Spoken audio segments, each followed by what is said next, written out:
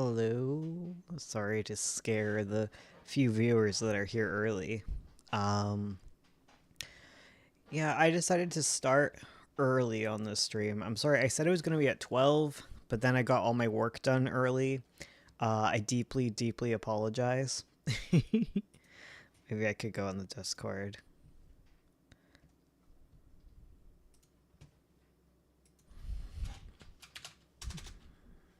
Here, I'll go on the Discord and I will say I'm going live.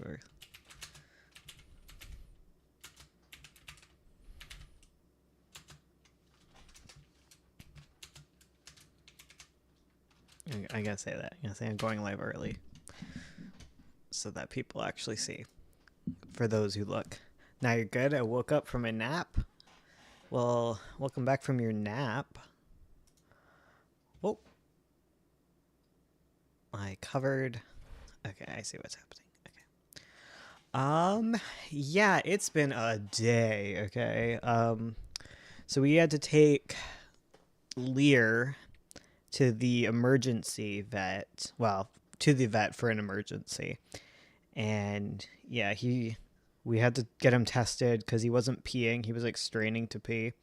And that's always an emergency with boy cats. If you know, you know. And yeah, he's on a bunch of medication now. He has peed. He peed in the kennel on the way home, and he took another pee. So we should be able to. We should be in the clear, but there is a case where he ends up with like crystals in his urine because there's already crystals there, which isn't good for a cat. He's got crystals forming, and it seems like an infection. He's on all sorts of meds. He's super loopy right now. He's in his little, I say little, but it's a big kennel with all of his stuff, and Miku's just trying to get inside and grab all his food.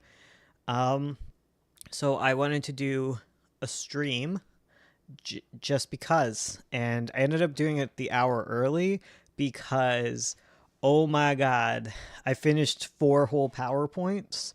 So I might be able to get all of them done today, and then we're done with the OC secret streams, which is crazy. So we have a few to get through. We have the less evil one. I think that's the last one we'll do. Um,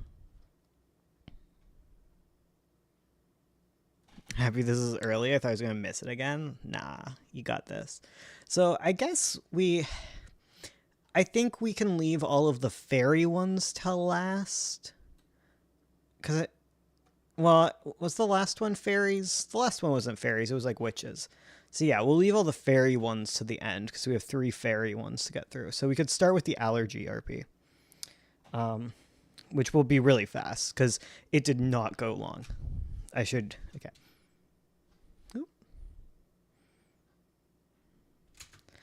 All right. So next we have magical allergies, which is an interesting RP that did not go on for very long, but I enjoyed my time with it. About the RP, it is a magical world where humans are not humans specifically, magical people and non-magical people are somewhat separated. And the reason is that some people are very reactive to magic, hence the allergies thing. Some people have allergic reactions to magical properties in various things. So the worlds are sort of separated because of health reasons. And that's kind of the whole basis for the story. Ugh. George. George here not having I should just like fix that when that happens, right? So if I pull this, what do you guys see when I do that? Okay, yeah. I don't want. Okay, how do you do that? You go. It's like, no, that's Gemini. That's shapes. How do you animate a slide in Google Slides.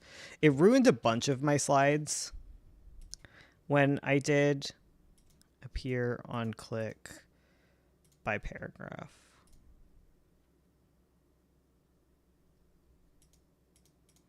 Okay, that works. Okay. Present. Start slideshow. Okay. Do you include Ursula's characters in these? Yeah, a lot of them are Ursula's characters. It ends up being like a lot of missing plot points if I don't include Ursula's. So this one's Ursula's, is George. Okay, so we have George, and George is a human. She's cool. She's all right. We like George.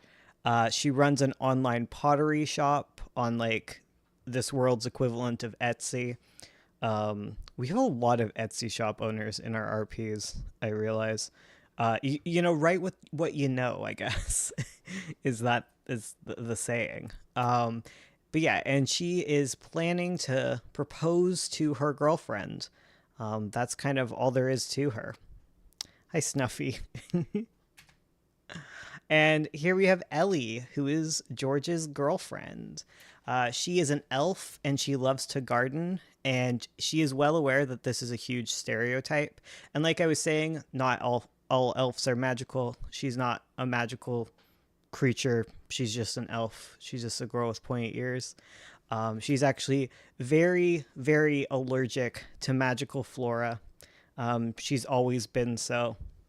And I don't know if you can tell, but she's got little thorns on her face, and she got those from getting a not so great perfume that had a little bit of magic in there. And yeah, so she breaks out in thorns like instead of hives. It's like a magical reaction, if that makes sense. So she gets proposed to by George, and it goes horribly wrong because George plans to propose to her by the magnolia tree where their first date was at. And when they get there, there's a whole bunch of magical flowers there, and there's like a whole banquet going on.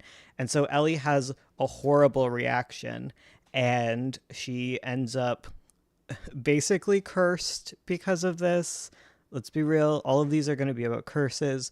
So Ellie has a horrible reaction, and like she is covered in thorns, and the magical like exposure is so much that it just like keeps progressing.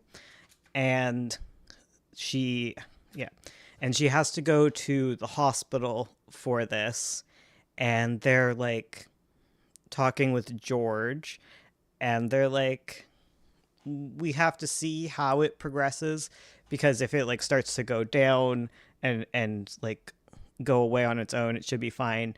But it could be sort of like a point of no return level of magic.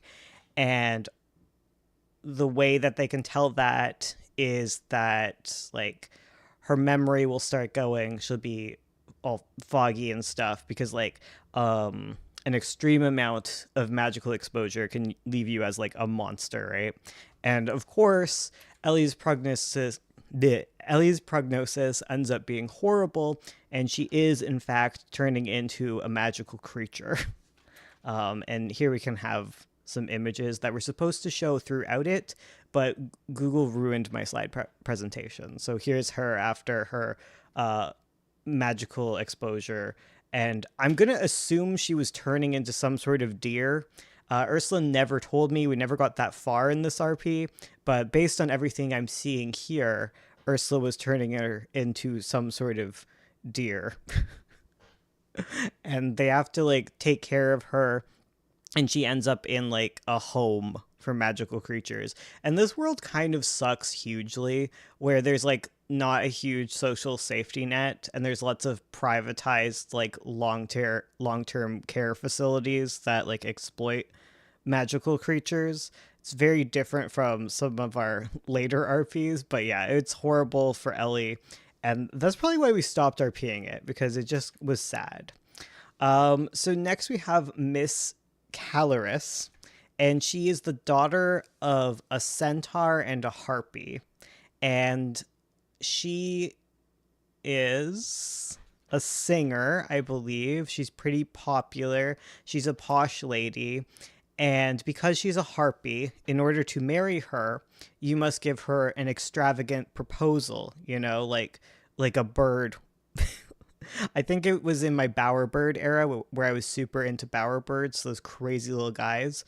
Um, yeah, it must have been in that era. And I think it was around the same time I was working on the science RP. So I think I scrapped that idea and did it again for the harpy. So, yes, she needs an extravagant proposal that she must accept. Meanwhile, her centaur father is super protective. I think that yes, her centaur father is very protective of her because that's what centaurs are like, and he has to approve of whoever proposes to her. So there's a bit of like some cultural clash between like her and her father, but either way, she's incredibly difficult to marry. And that brings us to Momo. And Momo is a baker. He's some sort of little fox dude. I don't really remember. This was a very quick RP we did. And he plans to propose to Miss Caloris. And it is all his fault that Ellie gets exposed to magic because he ruins all of George's setup. He sees like her little setup and he moves it all aside, and he brings out all these like extravagant magical flowers and magical treats. And so when Ellie goes to like see like the bouquet that she thinks that like George has got her, no, it's actually Momo, who is in a park where he is not supposed to be in. Like he is in an like it's a protected park that's not supposed to have magical stuff going on in it, but he doesn't care. He just tramples in because he's got to propose to Miss Caloris and he thinks the tree looks good. Next we have Sherry. Sherry is Ellie's sister, so she ends up hearing about what's happening with Ellie from George. They have to tell her. I don't think George is very close with her own family. I think her family are like in the magical areas of the world. I think they might be sorcerers or something. Um, but yeah, Cherry is Ellie's sister, and they both are adopted. And Cherry is a dwarf, and she is allergic to crystals and crystal magic, and she has horrible breakouts because of it as well. Their parents kind of have savior complexes where they keep adopting children from like orphanages who have difficulty with magic and stuff. And they aren't great parents, but they like to talk about how great they are all the time. I believe her one mother is named Melika and she's like an elf. And then her other mother is named Infinity and she's a draconic woman. I think that's why they adopted a dwarf. I don't really remember. This RP was a blur. And it's so much of a blur that like that's all that I have on it. It didn't go much further from here. So we can move on. I made error, so I have to say that again. So yeah, we can move on. Why was I expecting you to say crystal meth? Can I eat this rock? Sure. I thought I wasn't supposed to make you guys hungry. All right. Now it's... Oh, I gotta move my mouse. Okay. Now it's time to move into all of my fairy RPs. There used to be tons more of them, but I've lost a lot of details on them. We're going to be going into the 4 Fairy Kingdoms, which is a classic of OC storytime videos for me. But we did end up doing a revised version of it after all of the ones we posted. So there's some differences, and that's why I have like a written version of this. I think we've done this RP like 4 times. We really liked it. It was like 10 out of 10, our favorite thing. Sorry, Lear's jumping around. I had to check on him. Yeah, it was super our favorite thing. We eventually did another RP that we will get to that was our it's like the spiritual successor to this, but we can start with this one. So about this RP, it is a world of humans and fairies. They border one another, and there is curse residue. Okay, I see. Humans and fairies border one of the humans and fairies border each other, and you don't really go into the fairy world because if you go into the fairy world, it's very unlikely that you come out. Um, Curses in this story leave kind of residue. So if you are cursed, like as a human, to turn into like a dog or something, even if you're uncursed, you're gonna end up like a little bit doggy. If the curse is removed, it's just like there's curse residue. And titles matter. So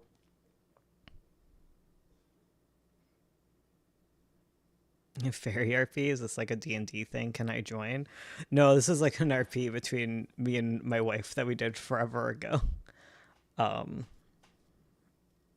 you can make characters in it. I don't care. Um, Funny story. When me and my bro were watching the season finale of Invincible season 3 Conquest, that his name oh my god. Okay, focus. Okay, so titles matter. So if you are a king, it means something. I don't know what I mean by titles matter. What do I mean? Um, the title of like king, queen, lord, and lady like mean a lot. I think yourself a spouse you can RP with. Well, what do I mean by this? Um, it means a lot. I'm sure we'll get into the royal titles with fairies, surely. So let's start with Cordelia. Cordelia is a lady. She's the daughter of the Bloodshore King. So the Bloodshore King is a king of a human kingdom. He's very awful. You can tell by the name. Bloodshore Kingdom, terrible.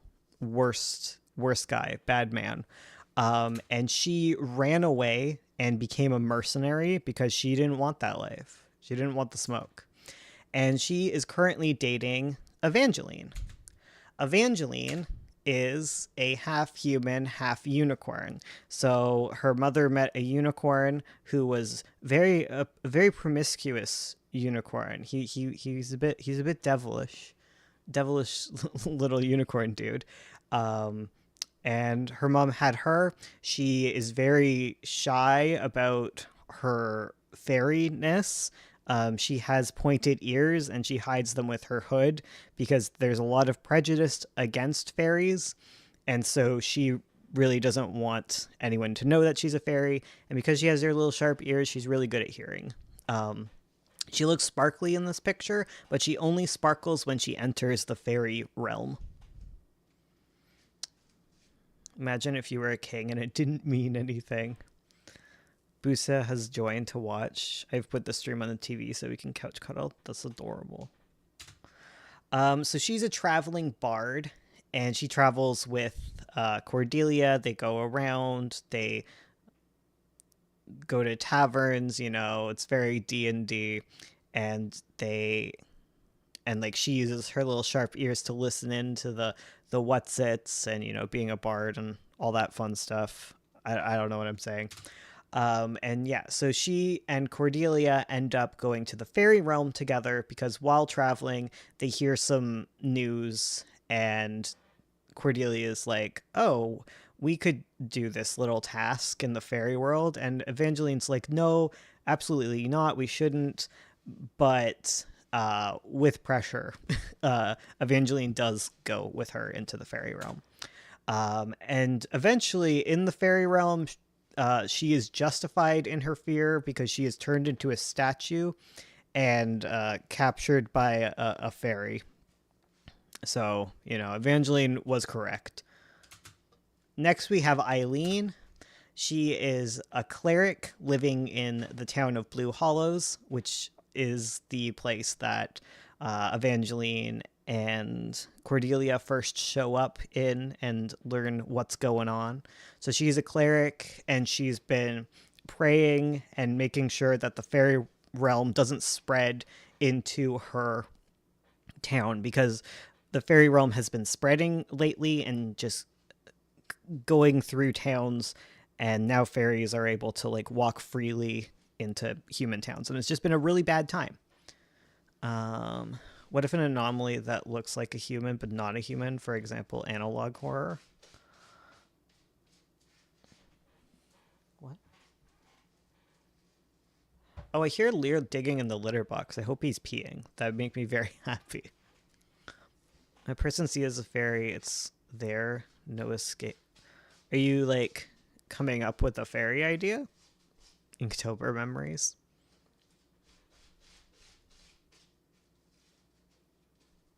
P, Lear, P. Everyone chant to have Lear P. Anyways, so yeah, Eileen is just a normal human woman. Ignore the picture. So she really doesn't want to be a cleric. She wants to end her life. She wants to leave the church and get married to Brom. But she can't because they don't have any other clerics, and like I was saying, she feels that her prayers and her dedication to the church are what is keeping her town from being overrun by fairies. I can't ignore the picture, actually, now that you mention it. She's eating a shrimp. So what happens is she's off collecting herbs and flirting with Brom, and they part. And then she walks a little too close to the fairy forest, and a whole bunch of goblins grab her and drag her into the fairy forest.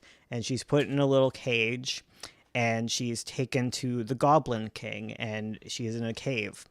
And then eventually, the goblins are attacked by imps, and the imps steal her from the goblins, and she's brought to their leader, because imps just kind of flock around like a leader. And in this case, their leader is the Chimera, who is like a big monster of like made up of all sorts of other monsters and stuff. And so the Chimera marries her, and marriage is like a huge thing in the fairy world. For one, it's usually not. No, wait, that's another one.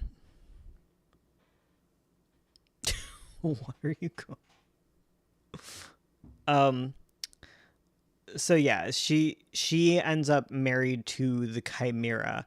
And it's a big deal because you can't unmarry in this world. In the fairy world, like marriage is like a bond between souls. It's kind of like the familiar bond in the other RP with all the tea and stuff. Oh, I'm saying my foot weird.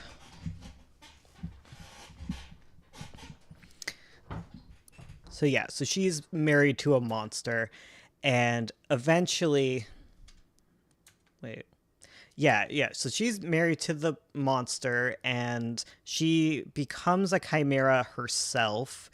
And like the chimera uses chimera slime, because chimeras are slimy creatures, and the slime is basically like crazy glue. And so she gets stuck with like a rabbit, with like an imp, with like the chimera tentacle tongue. Like all of those things are added to her as she slowly becomes a chimera. So she's basically like a young chimera by the end of their marriage. Well, I guess the beginning of their marriage. It's a short engagement. But eventually, another fairy shows up by the name of Emerald, and he takes her away from the chimera, rescuing her effectively. Stop talking about gooners. What are you doing? Goo. All right, so Brom is a blacksmith in Blue's Clues. He is a blacksmith in Blue Hollow. We mentioned him. He is in love with Eileen, and when she is taken away,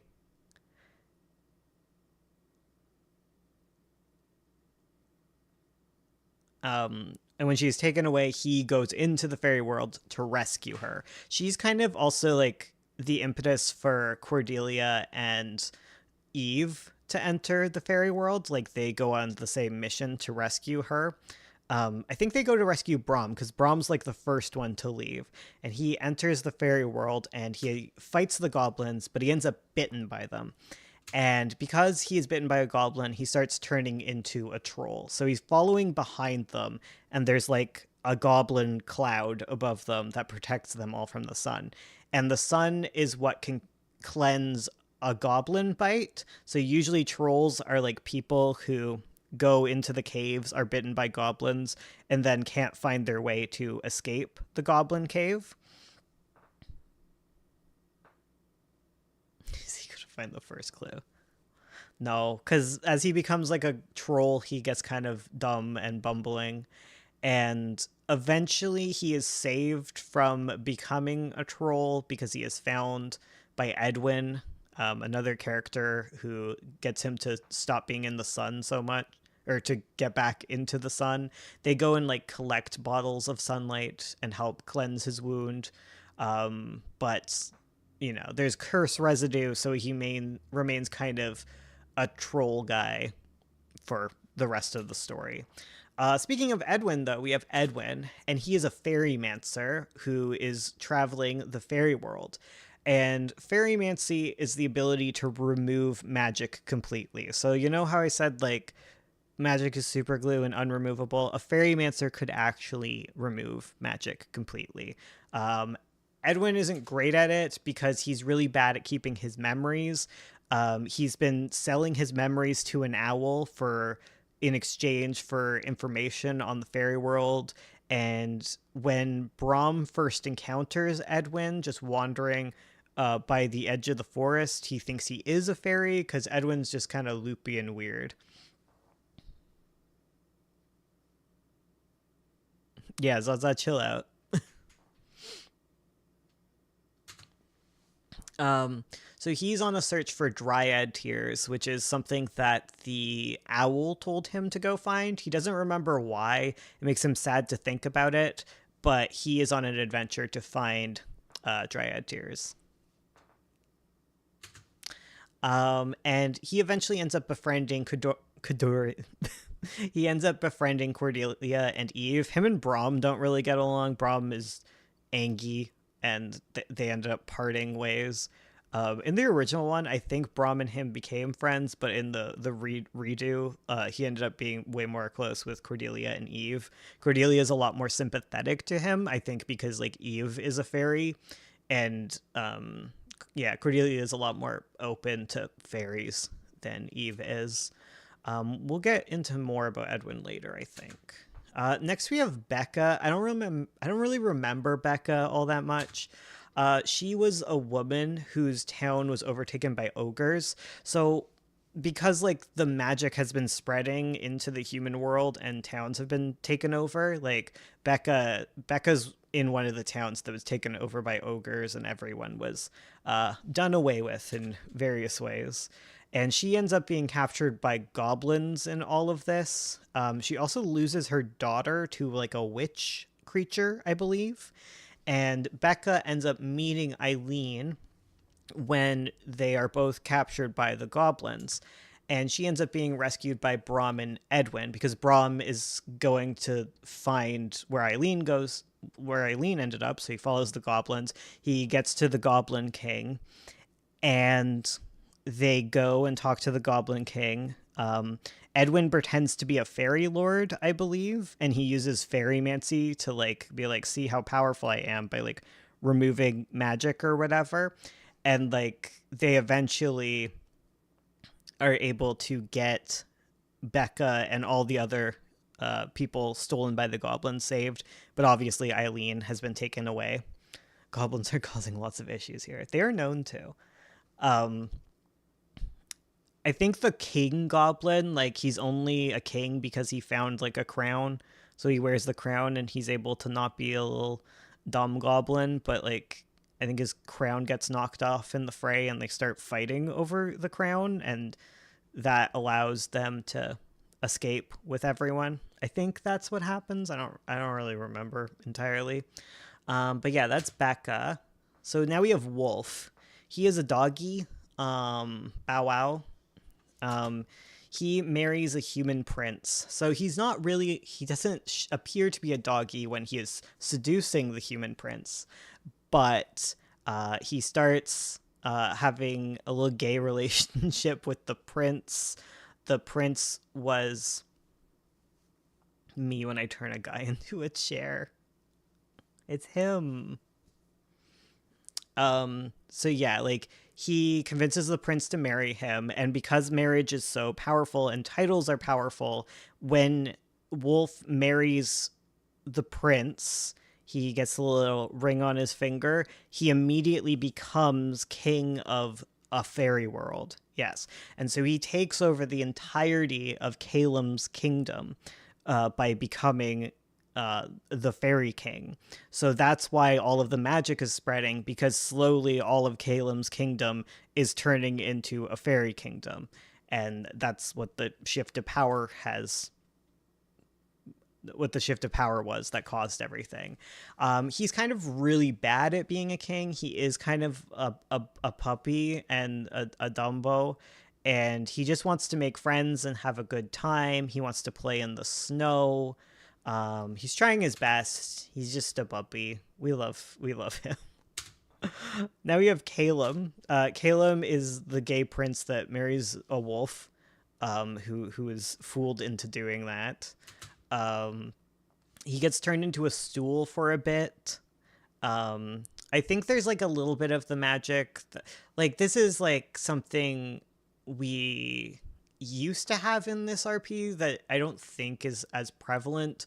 But if you believe in the magic, like you make it more effective on you. I don't think that stuck around because in the original, like he was using him as a stool, so Caleb started like turning into a stool more.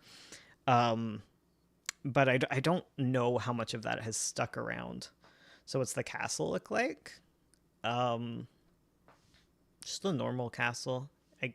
I guess they change it a bit, probably. I never really thought about what the castle looked like. Caleb kind of steps up to the plate over time and realizes that he does in fact like Wolf. Even though he kind of got tricked, he still kind of likes Wolf. Caleb's parents kind of sucked. His life sucked. They weren't accepting of him being gay. And over time, he learns that Wolf is just a cool guy and kind of just a little dumb. And so he helps Wolf with all of like his governance stuff because Wolf is really bad at it. Next, we have Azalea. So she is the first fairy lord slash lady. So she's a lady, and each fairy king and queen, they have four seasonal lords and ladies in their land. And I think she is the spring lady of his court. And so she is like a high ranking member of their court. And she is married to a troll. And much like the Chimera marriage, like they share like their soul link thing. Um and she is like made ugly by the troll, and she also has like bouts of like anger caused by like her growing relationship with her troll husband. And she doesn't really hang out with her troll husband, like she doesn't bring him around anywhere. She was kind of forced into the marriage with him under duress, so she's not a big fan of it. Yeah, we feel bad for her. She shows up in the kingdom and she's very happy that there's a bunch of like humans there, because what she does is she likes to steal all the beauty from all of the human girls and take it for herself to like hide the trolliness, because she cares so deeply about beauty. Speaking of beautiful maidens, we have my girl Sarah. She's Caleb's sister. She's vain as all heck. She's got issues. She's insecure because like she always had like huge pressures on herself, and she is terrified because she's betrothed to marry the Bloodshore King. She's very young compared to the Bloodshore King too. There's a lot of terrible marriages that became a theme in this story. Um, and yeah, she starts turning into a rat because Azalea starts turning her into a rat. Um, Sarah refuses to do like any work around the castle. She refuses to like bow down to Azalea. So Azalea starts turning her into a rat because Sarah hates rats, and she's also like stealing Sarah's beauty. And eventually she becomes the rat princess because titles are important. And even though she's turned into a rat, she remains a princess. As a rat princess, she meets Prince Radimus. He is a rat. He's a regular rat. He captures Princess Sarah when she becomes a rat. And even though she's pretty and a princess, like he ain't having it. All of the rats are like, we're going to have your head, Sarah, because they all hate Sarah because she used to chase them around and like get rid of all the rats in the palace. POV, the hero we need most is someone who can divorce anyone. Well, funny you say that. um yeah, so he hates her for hurting his people, and that's Prince Radimus. I forget what happens after that. Next, we have Matilda. She's not a mouse, nor is she ever turned into a mouse, but she has mouse energy. She's Sarah's maid. She is eventually made to be Azalea's handmaid, just to spite Sarah. Her beauty's taken away from her by Azalea, but she's also turned against Sarah and used to make her like feel bad and stuff. Next, we have Ambrosia. She's my girly. I love Ambrosia. She's Wolf's summer lady. She is married to an eldritch being. Much like Azalea, it's not really something she wanted. An eldritch being awakened from its slumber and put a ring on that thing. I hate that. When she shows up at the castle, she starts torturing all of the humans there, and then when they die, she turns them into dolls to serve her. She gets into like a fun little competition about who can have the most obedient pretty maids with Azalea, and she eventually, like, her rivalry with Azalea becomes friendship because the two of them bond over the fact that they were forcibly married to monsters, and they become best friend girlies, girl squad. Next, we have Emerald, and he is the Autumn Lord of Wolf's Court. We've mentioned him before. He's a science boy. He studies things, and he rescues Eileen. The main reason he does that isn't because he really cares about Eileen at all, but he's fascinated by the Chimera slime and its potential for magic, because finding a young fledgling chimera is very rare because they very quickly gain a bunch of different chimera elements and become a full-fledged chimera, and the slime is less potent. So he's like, I want that. So he takes her and he puts her in a little bubble so that nothing can fuse with her. Next, we have Saffron. Saffron is the Winter Lady of Wolf's Court.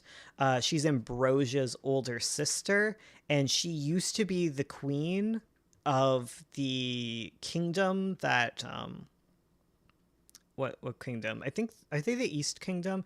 She used to be the queen of the Eastern Kingdom, but something horrible happened, and she lost her husband, the king, and she lost her crown and a large amount of her magic.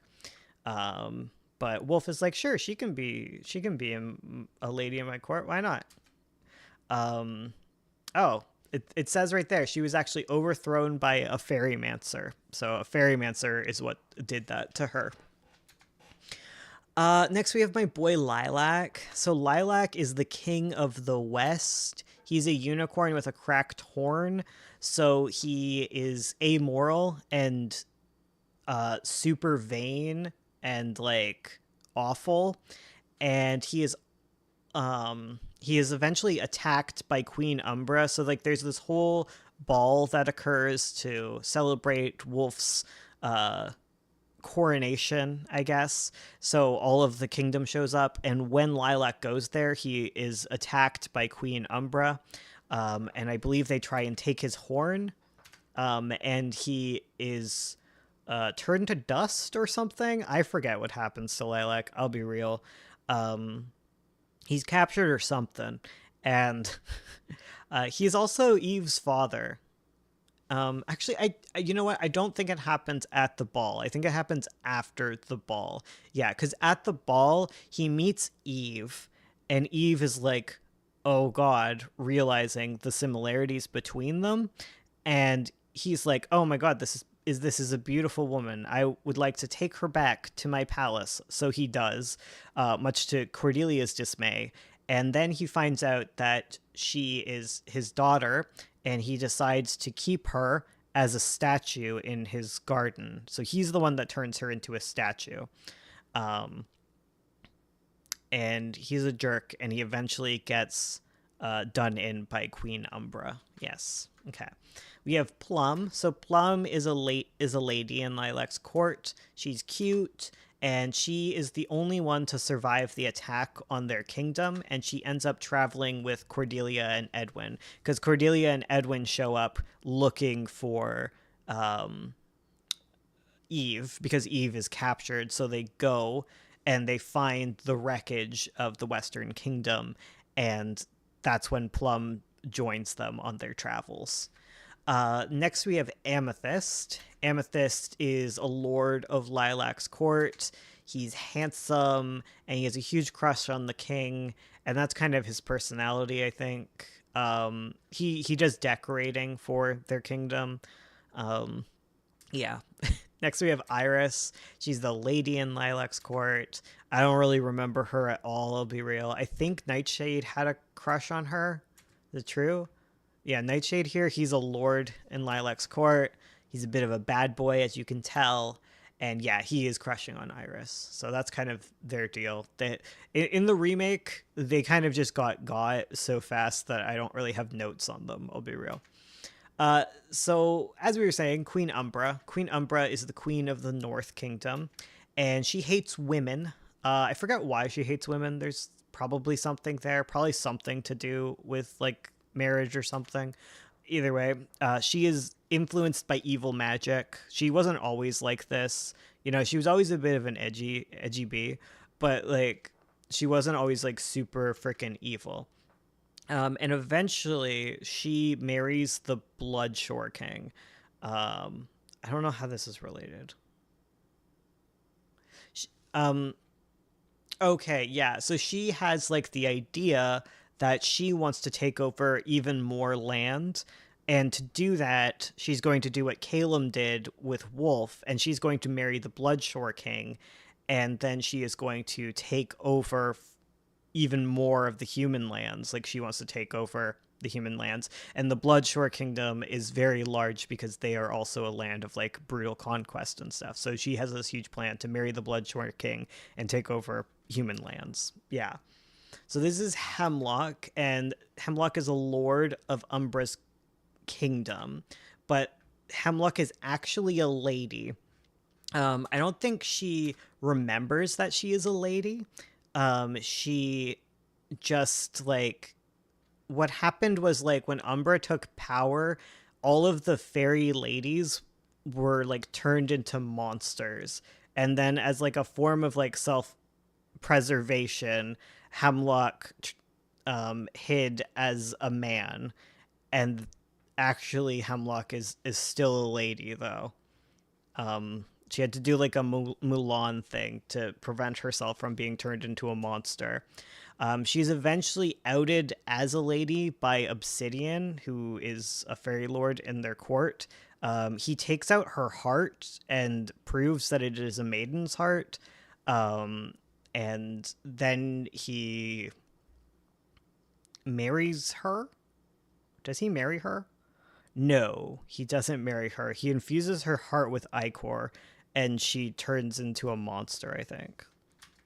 Yes, she starts turning into a monster after, like, Obsidian does an experiment on her. This is Thistle. So Thistle is another lord in Umbra's court. And he has a rivals to lovers relationship with Hemlock. Like, they hate on each other so much, and then he finds out she's a lady, and he's like, his brain is broken because they're all just a bunch of incels because they don't get to hang out with ladies. So yeah, and then he learns his rival is a lady, and he has to be nice to her because he has to be nice to ladies, but then he doesn't know what to do. And they go adventuring together as she's turning into a monster. Um, he's snivelly, but like at his heart, he is not evil, I don't think. And yeah, he runs away with Hemlock. Next, we have Blackthorn. So he's a lord of Umbra's kingdom, like all these other ones are, obviously. And he has been hiding in the Bloodshore court and working with the humans to try and bring the Union to fruition. And he remembers a time before Umbra went feral, before she found the Ichor, I believe, is the evil force in this world. And next we have Obsidian. So Obsidian is the final lord of Umbra's court, and he's like Emerald but evil. So he does experimentations. So like I was saying, he takes out Hemlock's heart to see that it's a maiden's heart, and then does like experiments on it. And all of the characters, all of the different lords from Wolf's Court also end up in Obsidian's grasp, because first they attack the the Western Court where Lilac is, and then they attack the Eastern Court as well.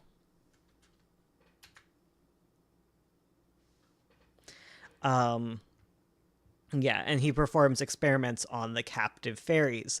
And while performing, so he captures Ambrosia, and then he uses Ichor to perform his most interesting um, experiment yet.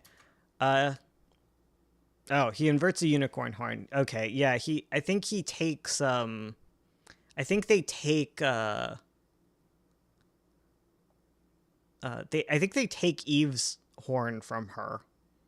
No, I think they take uh Lilac's horn, and they invert it to create some sort of evil magic. It's all very unclear to me, honestly.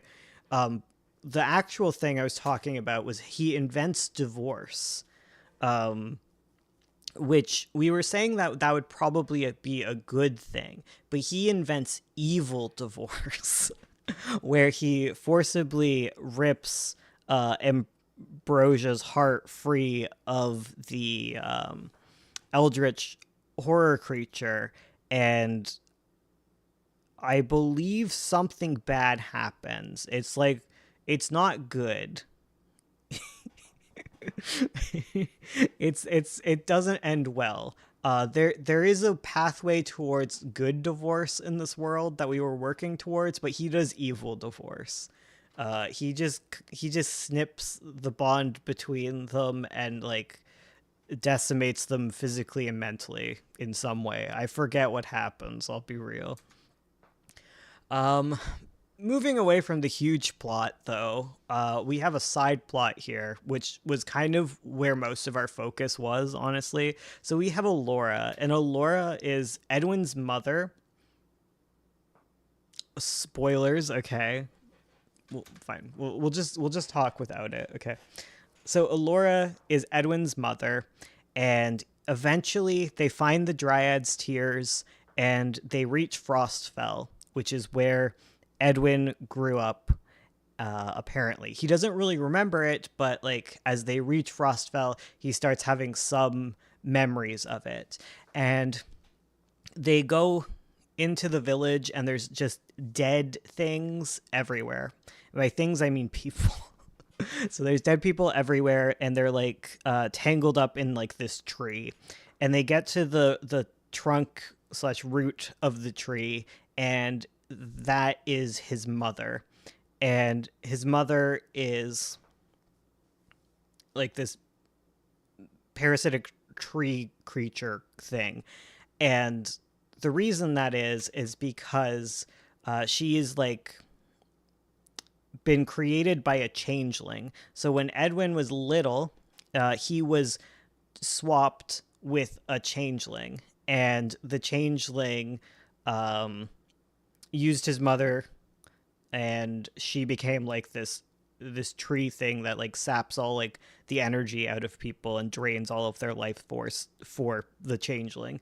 And so they meet evil Edwin there as well, the changeling version of him, and they have to decide like who's the real Edwin. It was crazy. Eventually, they do figure it out, and Edwin destroys the changeling with Fairymancy. So next we have Ruddy. So that's Edwin's grandfather. So nearby Frostfell, there is a pathway where no fairy can touch it, and that's where Edwin ended up being captured. He's like our little Red Riding Hood character. I have a lot of Red Riding Hood characters, and he wanders off the path and is captured and like replaced with a changeling. So anyways, yeah, there's like this pathway that goes to his grandfather's house, and his grandfather is a fairymancer, and that's why the path can't be touched by fairies, as he clears it of magic. And he is the one who banished the Fairy King and destroyed Saffron's face. So as they're walking along the path away from Frostfell towards Ruddy's house, they notice like an evil entity in the shadows, and that is the Fairy King, the remains of him. And he ends up helping Edwin recover from fighting the changeling because he uses a whole bunch of fairymancy, which like is physically draining. So then he goes and passes out at his grandpa's house. Um,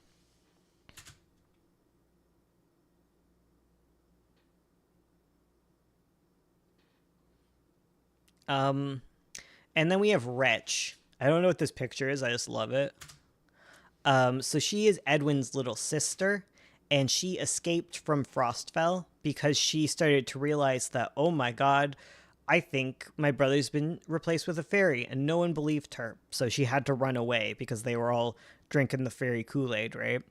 And she ended up being captured by a fairy when she escaped, and it's the same fairy that ends up eating Becca's children, I believe. It's like a witch creature. And Wretch ends up losing her name and doesn't remember like her original name. I think that the witch fairy stole it and uses like her humanity to like trick Becca into like giving up her baby. I think this is all a blur. This is such an old RP. Even like the most recent version of it is so old. And eventually she does escape the witch and she returns to Old Man Ruddy. And she's like looks older than Evan. She's like a little old lady, but she's actually young. It's just she got like some of her life force sapped from the changeling. And when they're like fighting the changeling, Cordelia gets some of her life force zapped away, and like she's now older as well too. And that's all for that one. What if I put Alora's heart inside my body with no changeling magic or stuff like that? You're just talking about a heart transplant. Did Lear pee? I'm gonna go check.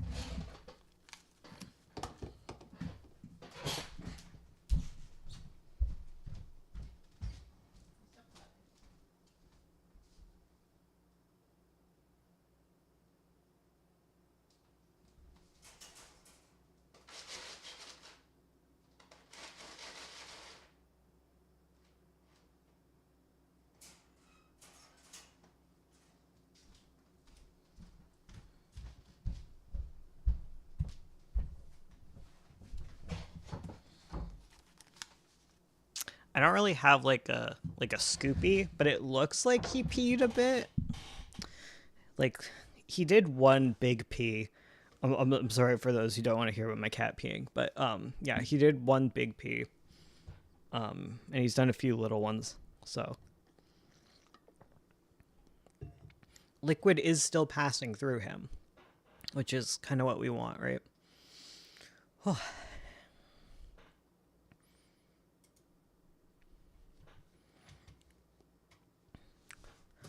All right, onward, guys. The next one we need to talk about is. Wait, I should be doing that on this frame. But the next one we need to talk about is the Fairy Tales RP. So this is the spiritual successor to our last RP. It was when we decided, you know what, heck it, all of our RPs are going to be about fairies from now on because we enjoy it and no one can stop us. Also, hey Raymond, no one can stop us, right? We do what we want. So, in this RP, there's a fairy world, and there's a human world, and it's very similar to the Four Fairy Kingdom RP. And that's all there is to it, I guess. Apparently, yeah, there's still a lot about titles and stuff, and I think you'll see a lot of what is similar. So we have Alexei. He is our Calum. And he is a closeted gay, much like Calum, and he needs to marry in order to keep his throne. So he needs to find someone to marry in order to be king of the land. It's just kind of the rules of his kingdom or whatever. We didn't overthink this. And he rejects all ladies. He's just like, there is just no girl hot enough for me. Like, clearly it's the women's fault. He doesn't realize he gay. Okay, that's his deal. Calum very much recognized that Calum was gay. Alexei does not. He exits his carriage eventually, so he's going home from like this big ball that they went to, and the lady there was just not good enough for him, and so they're heading home, and they're going through the ferry road, and his friend is terrified of this, and he's like, oh, this is stupid. And they get stopped, and he goes, and they get stopped by a whole bunch of cows that show up. Like, a whole bunch of cows just come out of, like, the forest, and, like, the carriage won't move. And, like, he's having a really bad time with, like, the girl that he's hanging out with in the carriage, so he leaves, and he goes and tries to check out like what's going on with this cow, and hidden in the shadows is an imp, and the imp steals his face. So he takes his little face as if it was a mask and he swaps it with his face. And so this turns Alexei into a goat. At nighttime, which is when they're going, he is stuck as a little goat. I think we have a picture. No. We It's so annoying. My order got all mixed up with the Google slides, but whatever. So he turns into a little goat at nighttime, and during the daytime, he has a mask on his face that he can't remove. And he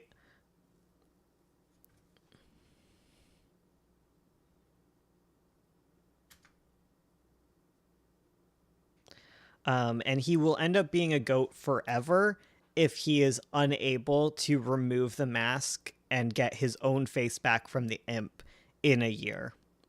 It has to do with like moon cycles or whatever. And each day he ends up being more and more like a goat in his human form. He doesn't fully transform back every morning. And that is disconcerting to him because he is such a beautiful man. So that is Alexei. Next, we have Eleanor. So Eleanor is friends with Alexei. Eleanor and him used to be thick as thieves. But eventually what happened was she was captured by the Horse Lord. And we'll get into the Horse Lord, but it wasn't a good time for her. So she ends up captured by the Horse Lord, and the Horse Lord turns her into a horse and gifts her to the Fairy Queen. And the Fairy Queen enjoys her for like a day, and then Eleanor is like, please, I don't want to be a horse. It sucks. I am in love, and I want to go back to my old life and marry the man of my dreams, Prince Alexei.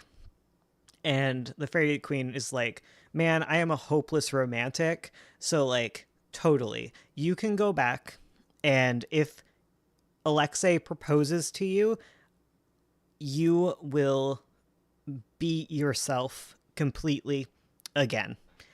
Um,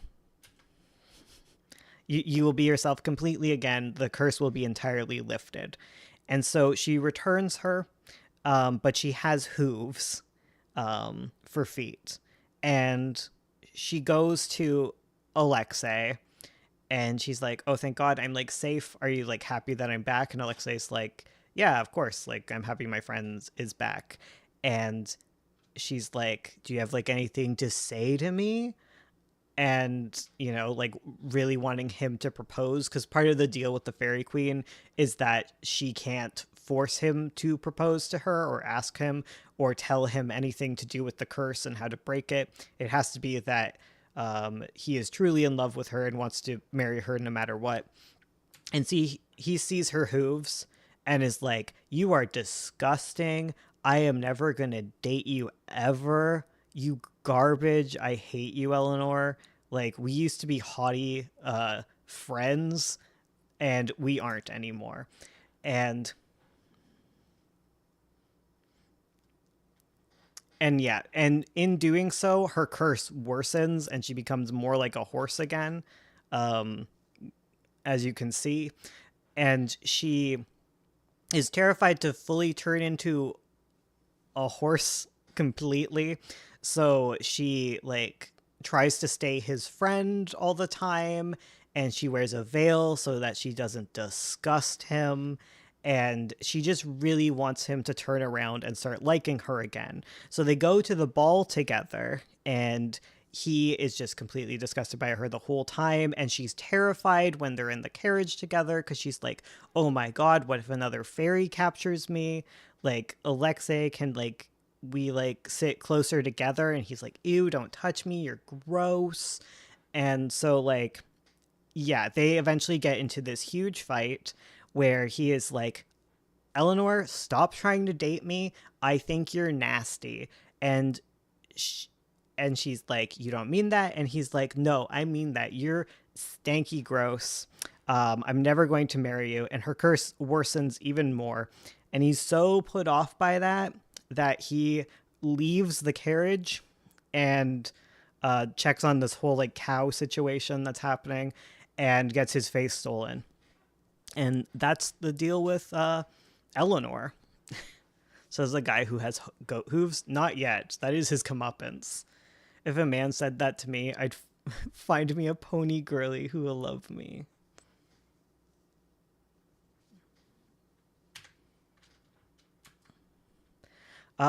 So a little bit about the Horse Lord. So he is a protector of wild horses. He frees horses from their riders, usually, is his deal.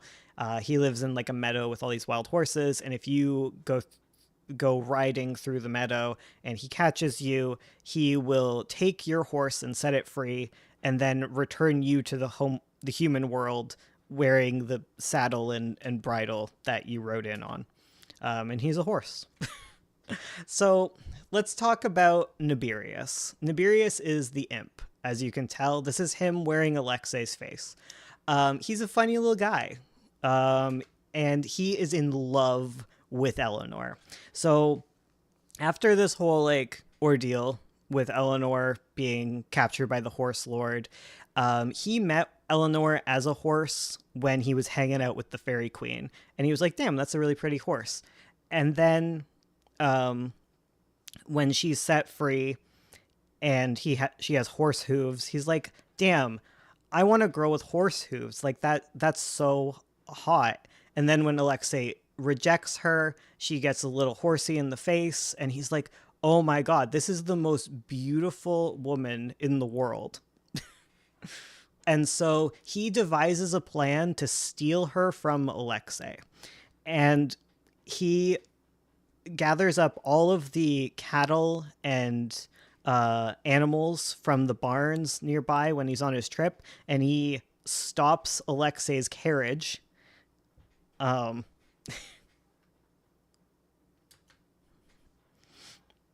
Alexei's face looks better on Nibirius. Um, So yeah, he ends up taking the prince's face so that he can have Eleanor instead. So he puts on his face, and he comes back to the carriage, and um, he's like, Eleanor, my love, and she is like not having it because she just had the worst fight with Alexei ever, and he is so confused why she is not liking him. Um, and he has to work really hard to like win her affections back, and he still needs to act like Alexei because if he starts being suspected to be a fairy, the mask will come off. Like if someone can tell that he is not the actual Alexei, he will lose his face, and then Alexei can get his face back. um but yeah, so he tries to work on his plan to marry her, and his idea is that I know I will just let her turn back into a horse because it will be way easier to win over a horse because Alexei doesn't really not Alexei. Well, Alexei also doesn't understand human women, but Nibirius doesn't understand human women. He understands horses though. He's like, I'll just let her turn back into a horse. I'll feed her sugar cubes and carrots, and then she will totally marry me, and then I can get like the fairy queen to like turn her back, but not completely because I don't want her to be a human woman because that's like a turn off for me. But like she can be like a horse girl, and we'll be in love, and it'll be like the best thing ever. He doesn't really think things through, and eventually she does in fact turn back into a horse. Um, and he isn't able to marry her, unfortunately for him, because on top of being turned into a horse, she is attacked by goblins. Not goblins again, guys. No. So there's a bunch of goblins that are sent by the fairy queen, by the fairy king. He sends goblins to take his horse back because it's not just that she's going to be turned back into a horse. It's that she is property of the fairy king and queen. She is their horse, right? It wasn't that just that she got released and turned human again. So she is owned by the fairy king, and he comes back to collect her. And goblins attack. Nibirius tries to save her, and eventually she succumbs to her wounds and dies. Um, and she melts into a swamp that is conjured by the fairy king. And she becomes a swamp horse ghost. So like a kelpie.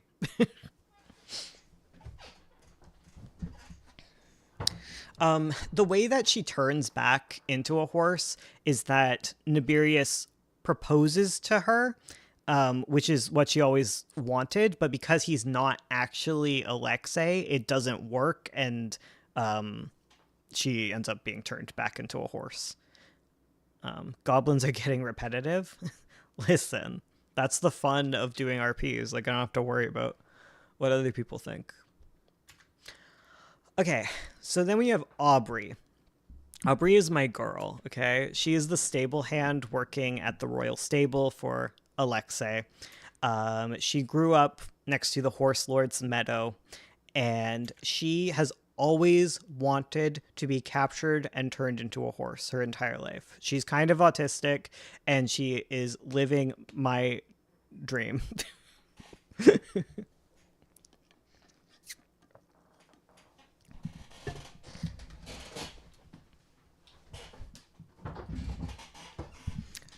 But obviously she's like way too nice to horses to ever draw the ire of the horse lord. So, Aubrey remains not a horse. She is infested with imp lice, however, because she's a quirky little girl. She's just always been so quirky. And Nibirius, and his little gang of imps thought she was hilarious. So they were always putting little imp lice on her. And we will get into kind of what imp lice do. But because there was no magic in the area, they have never been able to like activate You gotta activate the imp lice. It's like the little eggs. They don't hatch. They can't do anything without magic. So as much as they were hoping to cause nonsense with their lice, like nothing happens for a good long time until the magic. Until Alexei becomes Prince. Like I was saying, this is so much like our other RP. When not Alexei, when Nibirius becomes Alexei, he effectively becomes a prince, and their lands start to allow magic in. And no one can figure out why this is happening because no one realizes that Alexei has been replaced with a fairy prince. But as the magic seeps into their world, the lice start being activated, and she becomes incredibly itchy, and she slowly starts turning into a donkey. Because of the way that imp lice work is they're like an infestation, and they will make you turn into an animal kind of similar to the imp in question. Um, they can be what they're actually feasting on is your humanity. They slowly eat away at your humanity, and they can do that when you give in and behave like whatever animal you were being turned into. So Aubrey starts eating hay and sleeping in the fields, and um, yeah, she slowly starts turning into a donkey. And Nibirius thinks this is super funny. He's been waiting for this his entire life. And though his beloved has just died and turned into a Kelpie, he sees Aubrey in the stable and he can't help but like have to like hide his laughter because this is hilarious. This is what he's always wanted. He thought she was so funny always talking to the horses, and now she can understand what the horse is saying. Oh my god, so funny. And so Nibirius ends up taking Aubrey on an adventure with him and using her to carry all his stuff because she's a donkey, and he thinks that's funny. Nibirius is not perfect, okay? Nibirius is better than Alexei, but he's a bad boy, and he has a lot of growth that needs to happen within the RP. um, and yeah, that's kind of Aubrey's deal, is she's slowly turning into a donkey. We have Titan, and he is Aubrey's best friend, and she's so happy when she's able to talk to him, and he's so excited to be able to talk to her. He is Alexei's horse, and yeah, she just wants the best for him, and they're best friends. YouTube crashed, couldn't handle how cracked this is. Next, we have Liam, and Liam is a stable hand. He works with Aubrey. He has a huge crush on her, and he is not a fan of Nibirius or Alexei. Nab treats Aubrey so awful and teases her, and especially as the curse is going on. And since he doesn't recognize that Nibirius is a fairy, he's like, WTF? Like, why are you treating her like a donkey? She's not a donkey. She's a human being. And like, yeah, that's Liam's deal. He's just supportive of Aubrey. And you'd think that he has imp lice because he hangs out with Aubrey so much, but he doesn't, because Liam has a dog. And Liam's dog has always kept Aubrey away from her. Liam's dog is like, no, you guys will not touch. You stay away from Liam. And she attacks, flees, louses, everything. She is like on it. She will not allow a single flea to hurt her master. And that is because she is actually a brownie. So she is a fairy that Liam inadvertently saved and adopted and takes the form of a dog, but she's just a little sweetie and a protector of Liam. And that's why he has not succumbed to the imp lice like Aubrey has. Get yourself a good boy. Then we have Nadia. So on their adventure, as they are looking for uh, Eleanor. As they're searching for Eleanor, they meet Nadia, and Nadia eventually captures Aubrey and Nab on their adventure, and she decides that she really likes Aubrey. She's never had a pet before, and she's like, "This is an adorable donkey friend. I want her to turn into a donkey, but I want her to be my donkey, and we're just gonna have like a great time." And so they start a farm together. Um, they find an old abandoned human farm that was taken over by like fairies. There's been all sorts of manors that are slowly being taken over by the fairies as the magic spreads into the world. And they take over a farm together, and she's like, I'm going to start my Stardew Valley dream, and I'm going to raise donkeys and horses, and Aubrey's going to be so happy, and I'm going to be happy, and we're just going to have a good time. And she makes it a perpetual winter because that's kind of her thing. I think she's a ghost of some sort. Ursula never gave me all the details on this character. We just wanted to do a really weird Stardew Valley side adventure, and that's what happened with Nadia and starting her farm. And she eventually uncovers Nab's identity because Nab is like wanting to go and continue his adventure, and he wants to bring Aubrey with him. But Nadia starts being like, okay, like, I think you might be an imp. Like, she doesn't say it outright because she doesn't want his mask to fall off, but she is so onto him and he knows that. So they end up parting ways. And he has to leave Aubrey behind and continue his adventure alone. Starting that farm grind. Yeah, they grind in.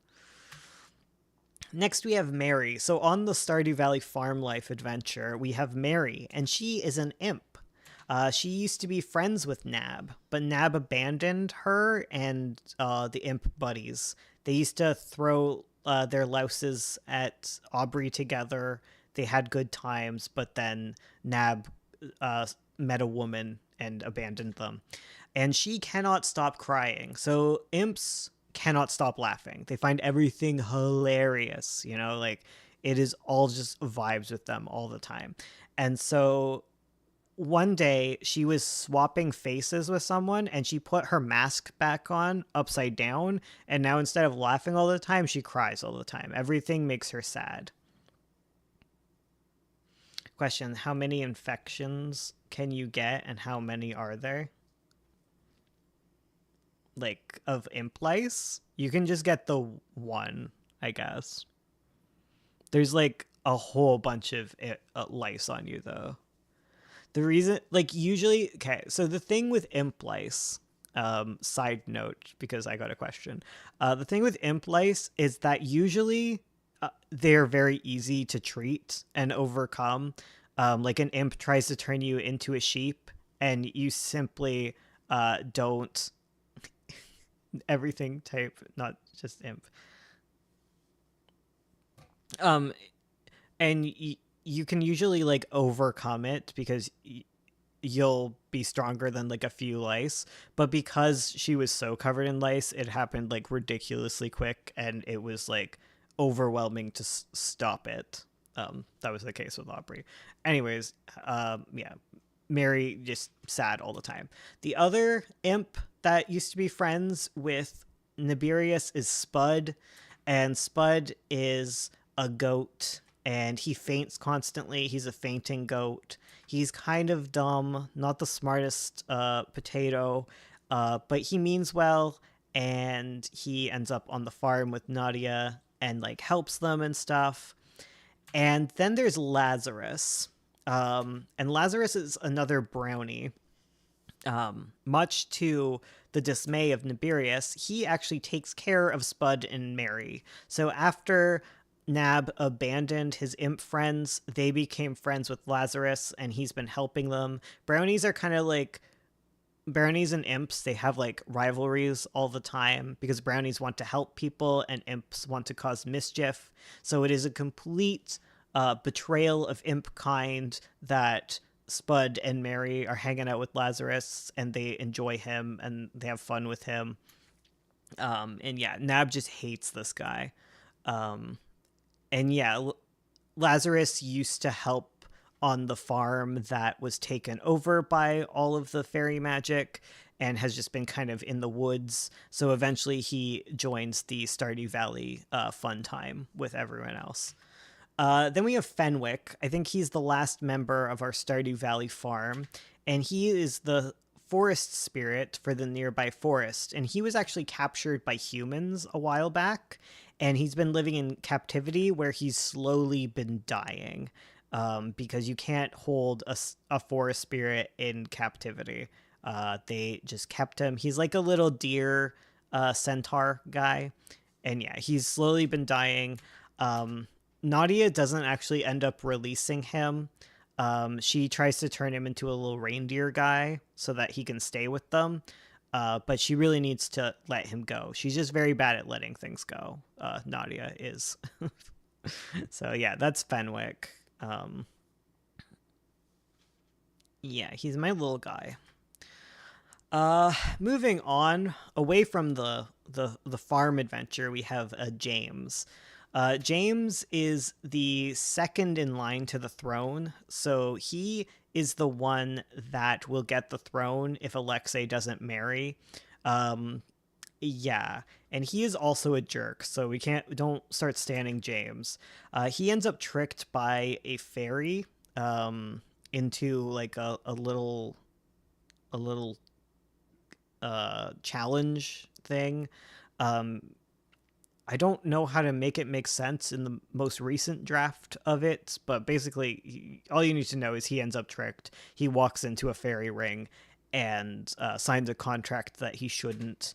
And he is slowly turning into a griffin creature because of... No. Okay. He thinks that the reason he is slowly being turned into a griffin creature is because of the contract, and it's meant to distract him from what the actual contract is. And the type of griffin creature he is he's like a vulture and a possum mixed together instead of like an eagle and a lion. He's a vulture possum guy. Next we have Olana. Lots of transformations. Hell yeah. We love transformation curses and stuff. We just eventually just decided this is what we want to write. And then we just go with it. Next we have Olana. So Olana is a duchess who is meant to go on a date with James. But she doesn't get to go on that date because reasons, apparently. Okay, so Olana, she is a duchess, and she is meant to go on a date with James. She and her handmaid has a huge crush on her. Olana doesn't really reciprocate that crush. And she is terrified of fairies because when she was a child, she was by the swan pond and a fairy tried to drown her. So she's really not into the whole fairy thing. And she is unable to make her date with James because she ends up being attacked by a skunk imp who steals her face and pushes her down a well. And here's her with her face switched with the little skunk face. Yeah. And because she's unable to make her date with James, the fairy is able to trick James. Next we have Edmund. He's one of the royal guards. He's guarding Olana, and he gets caught up in the imp nonsense, and he is turned into a rat. So he's got his little rat face. He's got his little rat mask. It's the same curse as not Edwin. It's the same curse as Alexei and Nibirius have going on. Next we have Pebbles. So Pebbles is very dumb, not smart. She used to be a regular skunk until the mother of imps turned her into an imp. She was rescued from some dogs and turned into an imp. She doesn't realize she got turned into an imp. She thinks she's always been an imp. She's not quick with it, you know? So she ends up stealing Olana's life and living as Olana. And she starts getting a huge crush on Olana's handmaid. Um, yeah. But she is very easily sussed out because she's not very smart. And so you'd think that would mean that the mask would fall off, but no. What happens is that her handmaid is like, oh my god, you were cursed by a fairy, because Pebbles is so bad at like hiding that she's a skunk that like her skunk tail starts showing up again, and she doesn't remember key details about her life, and so the handmaid is like, "Oh my god, Olana, you were cursed by a fairy," and Pebbles is like, "Yeah, I was cursed by a fairy. That's crazy. We should solve this together." This is Socrates. He didn't do much. He is also an imp, but he is the smartest imp in existence. He is best friends with Pebbles. He's the brains of the operation, and he is the one who ends up taking Edmund's face, and he becomes a royal guard. Um, so then we have the mother imp, and she is a creature, like a bird creature, who lives beneath the castle. It's beneath Alexei's castle, I believe. She lives in this cave full of masks, and she steals many faces from many nobles. Um, and she has like all these like nobles that have like void faces in her halls. I don't remember her whole deal, I'll be honest, but she convinces Pebbles and Socrates to steal Olana's face and push her down the well so that she can take Olana. And she is the one that ends up tricking James by pretending to be Olana and getting him trapped in a fairy ring and signing the contract with him.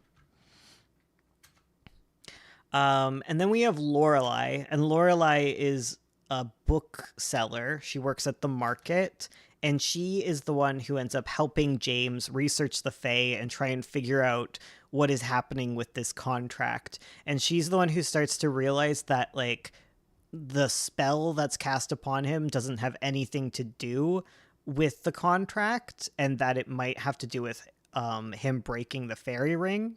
And because she starts getting way too close to the answers, she also has like her and James end up having like a relationship. But she ends up being turned into a magic book. She gets like trapped in a book because she starts getting too close to the answers. So the imp queen has her cursed, of course. And next we have Iona. So she is Olana's handmaid, as we were mentioning. And she is the one who realizes that there's something up with Olana because they're super close. She's super close with Olana. And she's like, oh my god, you've been like cursed by a fairy. So like, let's solve this together. She's really into pigeons. She absolutely adores pigeons. She has a pet pigeon named Pebbles, and Pebbles finds that so funny. And she spent her childhood cursed, because like she started turning into like a pigeon, and she was able to speak to pigeons, and like her hands and arms became wings, and it was a bad time for her. But like it eventually the curse just went away, and she wasn't sure what that is. um Eventually in the story, her and Pebbles get hunted down by a red hat. So that's like um he's like one of the fairy guards for the fairy king. He's very tough and strong, and he is in charge with killing all of the mages. And it turns out that she wasn't cursed at all. She's actually a pigeon mage. And She has power over pigeons. And when she casts her magic, so the way that magic works in this world is that mages will cast their spells, and then their body will start like turning into um like uh the similar material to their spells. So in her case, she has pigeon magic, and she starts becoming a pigeon when she uses her magic over pigeons. And the way that it is undone is through celestial events. So for her, it had to do with seasonal changes. I forget specifically, but like celestial events occur within the sky, and then she is able to like return to human again. So yeah, so she started turning into like a pigeon lady because she was expelling magic from her hands, and as the magic empties, she becomes like pigeon like. And she ends up being hunted down by the Red Hat because the Fairy King has been killing all the mages for centuries. And the the understanding and pro like mages have just kind of been lost to time because of the Fairy King. So like Iona, of course, like doesn't know what's happening and doesn't realize she's a mage until she ends up being hunted down for being a mage. And then we have Rosalie. Speaking of, I actually talked about Rosalie before. She's like the only character I've talked about in recent memory from for like an OC story time. So yeah, Rosalie's actually from this story. And she is a rare sun mage. So she is powered by the sun, which is extremely rare and very powerful. So like if the sun in the sky is how you regenerate your power, like that is like a very easy celestial event to draw from. And that's why sun mages and moon mages are like really rare and special. So she has the ability to create beauty. So as she uses like her magic, she becomes like decrepit and stinky. Um, but because she draws from the sun, it's she's always being regenerated, and she's just a very pretty. And she is captured by a witch. When she was a child, like a witch stalked her because the witch knew that she was a powerful sun mage and wanted her for herself and wanted her magic. And Rosalie eventually ends up being captured by that witch and kept in the witch's bog, where she is eventually rescued by Zara, who is a young knight. And yeah, she after being rescued, she's brought back to the castle. She's kind of terrified of being captured by a witch again, and during this time her mother passes away and her evil stepmother ends up in the picture. And yeah, she is kept in um, a greenhouse and not allowed to go out and speak to people for her own like quote unquote safety, um, until she is eventually brought to a ball where a curse befalls her. Oh no. She's given like a potion by her stepmother. Let's be real. Her stepmother gives her like a potion and is completing like a ritual spell to turn her into um, a worm, a lindworm, even. Um, yeah, she's slowly turning into a worm. I think we'll get into some of the details on that. So that's like her transformation. So Granny Bog. So as we were saying, there's like a witch. So this is Granny Bog, right? And when Rosalie was a toddler, she used to hide in the shadows and steal her hair, and use it for spells, and take the power from it. And as like the security went up, and people started to believe Rosalie that like there was a witch chasing her, like they protected her, and she ends up being kidnapped by Granny Bog because Granny Bog wants to keep using her for potions and for power. And so she is eventually bested by Zara, like we were saying. Zara is able to get into the fairy world, which is a crazy feat on its own, and then bring Rosalie back. And and what happens is that she Granny Bog, not loving that she was bested by a freaking teenager, she makes a love potion. And then she uses that love potion on the king, and she disposes of the queen. She doesn't kill the queen. She turns her into a chicken, I believe, and sends her away. And the reason why she turns her into a chicken instead of killing her is that ghosts are real shit. Okay, ghosts are terrible in this world, and they will mess with you. Okay, so like much like with like Eleanor, how she becomes a ghost horse, um you do not want a ghost queen messing with you. So she turns her into a chicken and gets rid of her that way. And then she marries the queen, being like, no, she doesn't marry the queen. She marries the king afterwards and uses that as her method to get to Rosalie. And that's when she puts Rosalie away in the um, greenhouse. And she plans to use Rosalie to create a sunstone, which is like a rare MacGuffin, basically. And in doing so, it will like take all of her magic, and she will be left a worm, which is just kind of what happens when you strip all of the magic from a mage. They become like the potent opposite. Can you imagine the pigeon, a potent opposite pigeon? I don't know what that would be. A pigeon worm? We'll never know.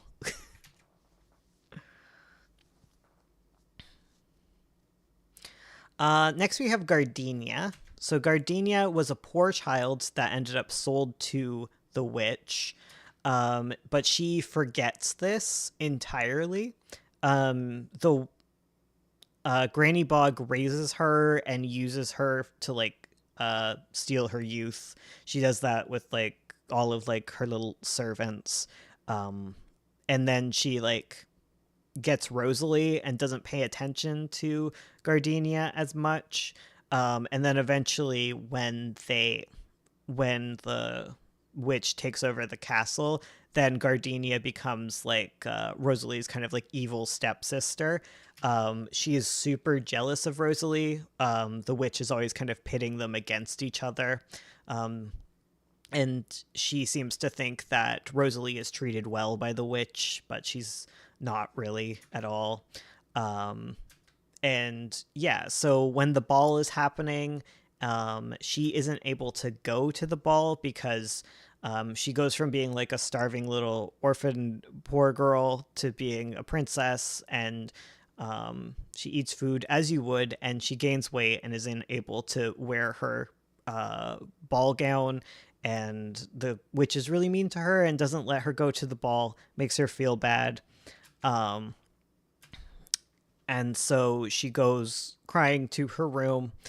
And so the witch has like this huge plan to create a minotaur because she wants to create a palace where she can contain the lindworm that she plans to create, because the lindworm is kind of huge and powerful, and she doesn't want it to escape. She wants to have control over it. She wants the power over a dragon, as you would. And so she wants to create a minotaur because when you create a minotaur, it creates a labyrinth that is unnavigable by anyone but the minotaur. And if the witch has control over the minotaur, then she will be able to navigate um, the labyrinth created. So she plans to make a huge labyrinth in the dungeon. And when Rosalie is at the ball, she meets with Alexei, and then like the transformation begins, and the witch is like, "Oh no, the witch is back," because she's pretending to be the stepmother, and she escorts Rosalie to the dungeon where she plans to keep her for forever, um, because she no longer needs her in the greenhouse.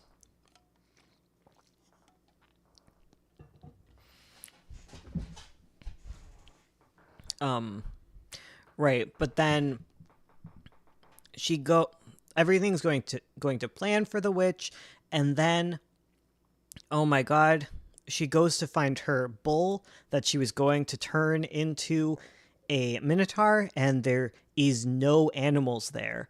There's no animals in any of the barns, and she can't take any of the horses from the carriages because there's people around. And yeah, it's because Nibirius took all of the animals out of the barns, so she's not able to find any cow to turn into a minotaur. And then she's wandering through the halls and hears her daughter snoring, and she's like a cow, and turns her into the Minotaur. So Gardenia has like this horrible dream where she's being chased through the hallways, and she wakes up, and there is a golden ring in her nose that the witch has put in, and she's unable to take it out. It doesn't have a clip. It's magically in there, and she ends up being turned into the Minotaur, um, and she uh, is able to navigate the entire labyrinth that forms around them. And I think there's like a little chain on the end of the golden ring, and if you hold the chain, you have control over the Minotaur. And she's usually just like a sweet cow, but like when she's angered, she becomes more like the Minotaur. Um, and yeah, what else? Um, the granny eventually reveals to them that like, well, like it's less of a reveal and more that like Granny doesn't need to like put up a show anymore to pretend to be the queen at all. And Gardenia like realizes who she is, and in order to like be able to find Gardenia wherever she is in the maze, wherever she is in the maze, she puts on like a cowbell on her so that she can locate her at any time and then navigate through the maze. And yeah, that's her as the Minotaur. Next we have Yuna. Yuna is a maid. She gets trapped in the maze. None of this. She's nice to Gardenia, and we ended up shipping them. In the original, she turns into like a mouse because she has like fleas, but it doesn't really make sense in this one. Socrates gave her the fleas. We never really got around to bringing Yuna back, but I don't know if she'd become a mouse anymore. She's just like a hardworking servant girl. Delilah, though, Delilah is one of the evil stepsisters of Rosalie, so she's Gardenia's sister. They were sold together, and the witch took them both. And when Gardenia turns into a Minotaur, they all realize that they're all on each other's sides, all the sisters. And so Delilah is the one who is able to escape because Gardenia can't leave the maze, but she can lead Delilah to the exit. And obviously, Rosalie is highly guarded. So Delilah is able to escape with the help of her sisters. And she goes on a little adventure to try and find Zara because Zara defeated the witch before. And she hopes that Zara can do it again. And Rosalie believes in her. On her adventure, she meets the silkworm. So she goes, and there is this part of the forest where there's all these dresses just hanging from the trees, and there's like these beautiful like lights, little jar lights, and she goes to this silkworm, who is like hidden in all of like these robes of silk, and the silkworm like starts like unwinding silk from Delilah, and Delilah shrinks into the size of like a little pixie, and then she is put in a jar and she becomes a little moth pixie. um there's a whole thing there. Yeah, she's unraveled, and she is put in a jar next to the pixie prince who's not doing well.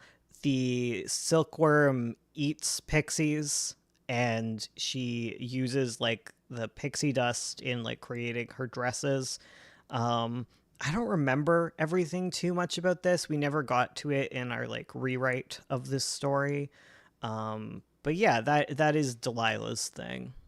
Next, we have Zara. We've talked about Zara a bit. She was the one who rescued Rosalie when they were in their teens, and she became her guard. And then she was banished by the new queen, aka Granny Bog. Obviously, the witch didn't want her around. And obviously, you can't kill her because you do not want a ghost. And so she ends up being a dog guard for another princess, a fairy princess named Princess Papillon. And Princess Papillon turns her into a dog guard. She's kind of like like Undertale, you know, like a dog guard, you know. And eventually Zara learns about Rosalie's plight and escapes from Princess Papillon and begins an adventure. But let's talk about Princess Papillon. I don't know. I'm gonna fix that one because this is like important to reveal not all at once. Motion appear by paragraph. Then we do start slideshow. Okay. So Princess Papillon. Oops. She was once a wolf monster. So she was a human princess who was cursed and became a monstrous wolf. And because of this curse, she was put inside of a tower, as you do with monstrous princesses. You put them in towers, where she waited to be saved by her knight in shining armor. True Love's kiss was all that she needed to break the spell and become herself again. And so a knight finally shows up, and they slayed her. She was slain because she was a monster. She thought she was finally going to be saved, and then she died. And then she became a fairy princess in death, because that's how that's what ghosts do. They become fairies. And she became the fairy princess, Princess Papillon, and they guard her. And then as she bores of them, she turns them into dogs. And she just has a pack of dogs who hang out around her tower that she never leaves because she's waiting for her true love to save her. And that's her deal. Next we have Girl. Girl is a girl in a box with no memories. She's just trapped in a box with no door. She was found by the princess's dogs. Is this a goblin thing? I think this is a goblin thing. Yeah, this is like a redo of the goblins with Eileen, I think. It's kind of similar to that. Where the dogs, they find her, and she was being sold at a fairy market, and a bunch of goblins stole her from the market. So we don't know much about Girl. Not much is known about Girl. She doesn't even know her name. She's just a human girl. She doesn't know how she ended up in the crate. She just doesn't know. We don't know. And Zara plans to save her, and she brings her with her on her adventure to save Rosalie. Then we have Witch and Nightshade. I don't remember the witch's name, but this is a witch that Zara ends up meeting. Nightshade leads her to her. Nightshade is the cat, by the way. The witch's cat is named Nightshade. And when Zara escapes, she is a dog at the time because Princess Papillon kind of got upset with her for running away and not wanting to stay her guard, so she turned her fully into a dog so she'd be loyal. But then once they reach the witch turns Zara fully human and turns the girl. So like the witch's power, she's able to like move the curse between them, but she can't like fully get rid of it. So she's like, well, I think the girl would be happier as a tiny dog rather than a human all crammed in this little cage, and you would be better off as a human. So that's what the witch does to help out. And she warns Zara of Granny Bog, She knows about her, and how she once was human a long, long time ago. Also, the cat is Trouble. It's up to Trouble. It's a cat. We have Svana. So Svana is the Huntress's wife. She is the fairy who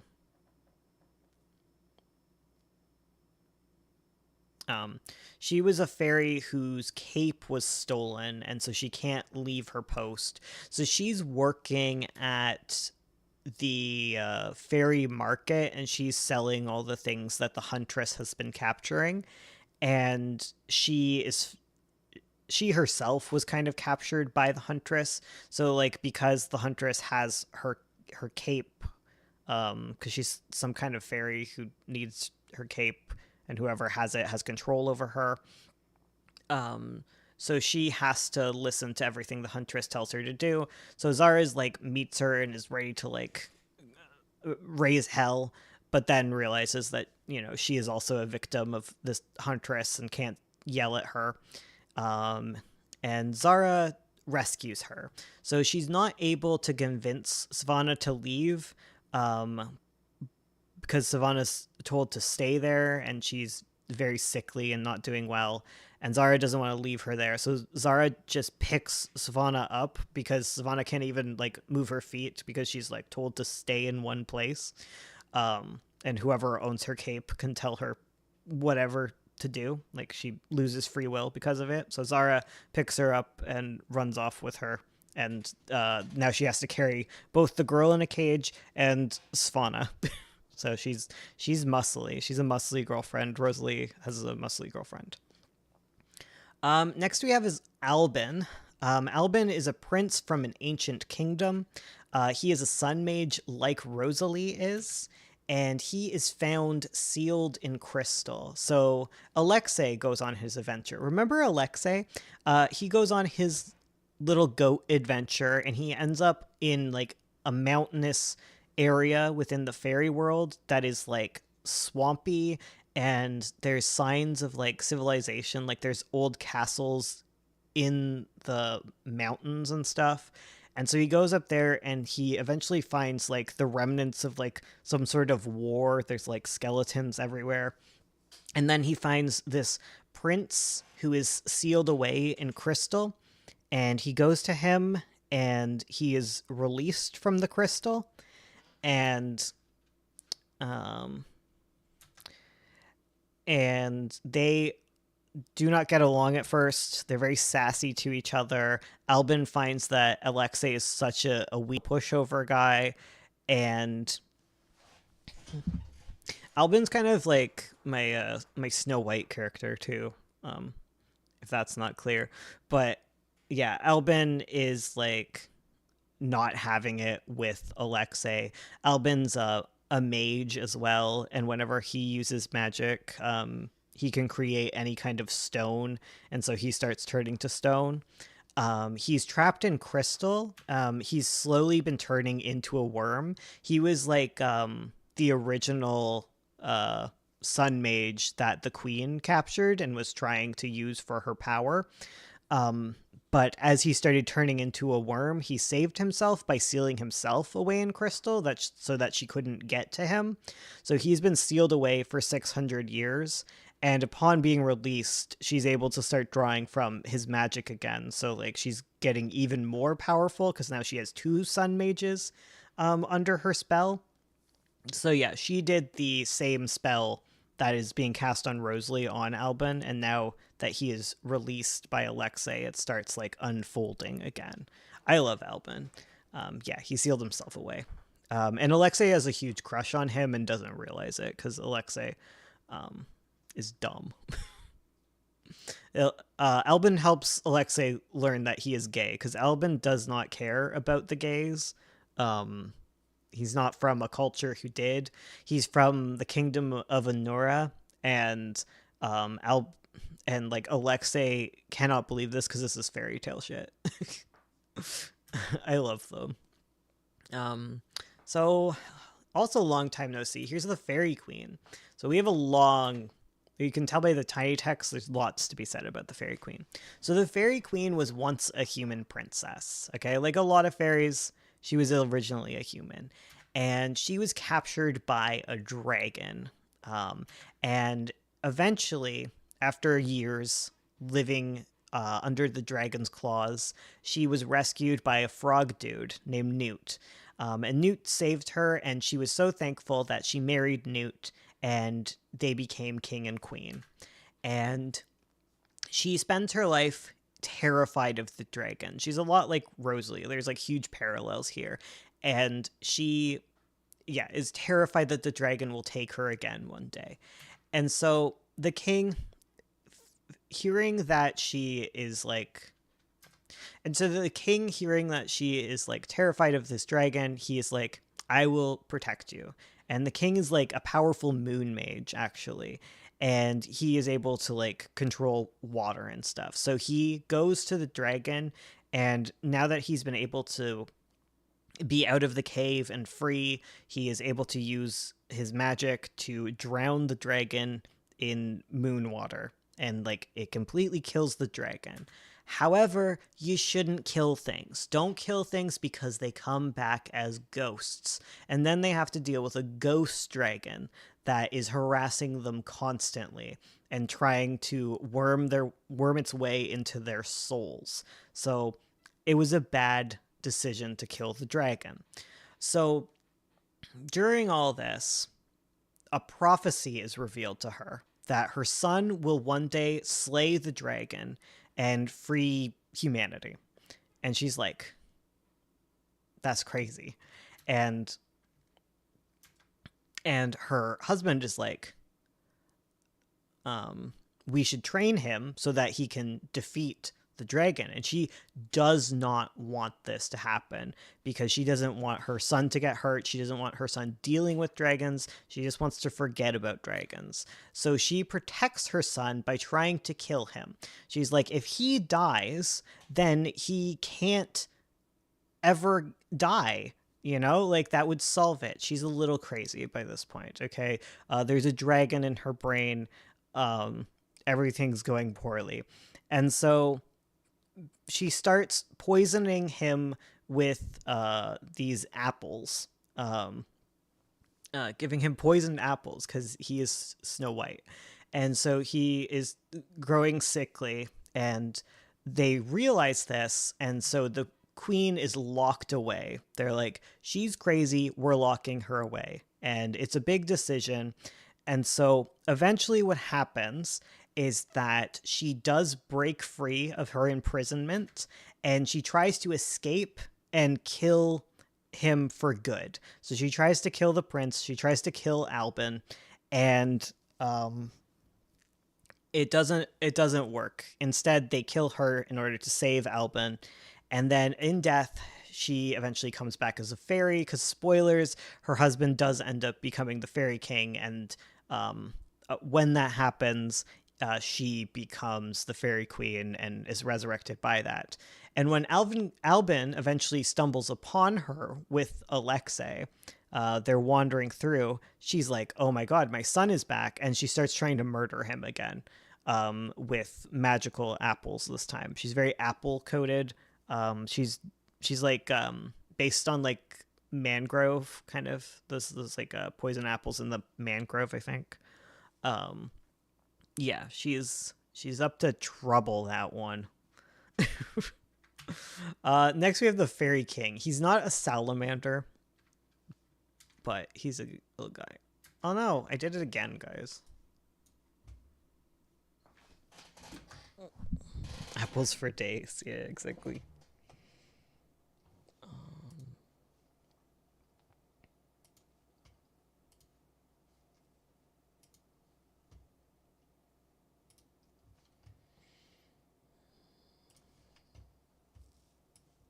Okay, salamander. We're back. We're so back, guys. Okay, so the Fairy King. The Fairy King is the big bad in the story. He's trying to steal the moon and take over the world or something like that. I don't remember entirely. I just wrote that down because that feels legit. So He was once the little mage that was turned into a frog who saved the queen and eventually saved his son, right? Well, actually, after slaying the dragon, a ghost takes over him. Um,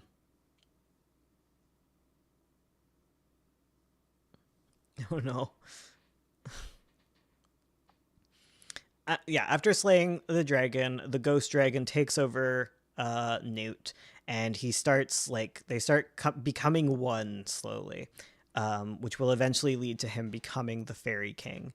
And he locks Albin away um, to make Albin create the Moonstone.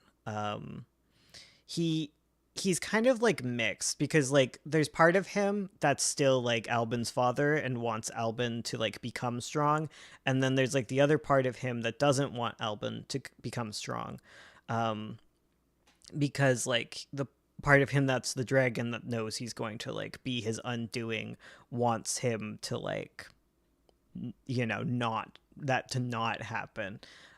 So they lock Albin away, and Albin has to create the Moonstone in order to escape his imprisonment because, MacGuffin, right? Basically. And with the Moonstone, he is able to become the Fairy King. And as the Fairy King, he's like this cool, like, amphibious dragon without eyes. Um, he's like based on like a siren, like the axolotl type creature. He's like a cave siren dragon. I think he's really cool. I like him. Then we have the seer. Speaking of no eyes, this is a little witch. She's not actually a newt. I just thought this little guy was cute. And so a witch was actually gifted the dragon's eyes, and that's how the dragon lost its eyes. But the seer was able to use like her witch magic to foresee prophecies. So you're wondering where all these prophecies are coming from. It's the seer. So she was able to do that. So she gives the prophecy to Granny Bog and warns her that she will be defeated and that the Fairy King is coming to power, and she should create the Sunstone to appease him. And so instead of doing that, Granny Bog is like, no, I'll use the Sunstone and my giant Lindworm to defeat the Fairy King. And the seer's like, okay, but you are totally going to be defeated by your hubris, whatever. And she also is the one that warns the Fairy King that Albin will kill him eventually. And we never actually got to the point where Albin killed him. We instead of getting to that point, we started an entire little side story. I thought we were done this PowerPoint, but I forgot there's an entire side story that has nothing to do with anything. There's so many side stories. There's like the farm side story, but then there's this side story about Lydia. So Lydia is a spin-off series girly, and she is a baker who wants to be beautiful, and she is invited to like this fancy party where she pisses off a fairy and ends up cursed. The fairy gives her cursed makeup, and she slowly turns into like it's some sort of gorgon creature, I think was what Ursula was going for. Um, yeah, so there's Elsie, who's Lydia's rich friend. She has a huge crush on her. There's so many crushes because we're just shipping and doing curses. That's all we do with our RPs. And she has to rescue Lydia because Lydia gets into some trouble. There's Duke Bernard. He's a human duke. He hits it off with Lydia, and then he gets turned into crystal because Lydia's curse, I think.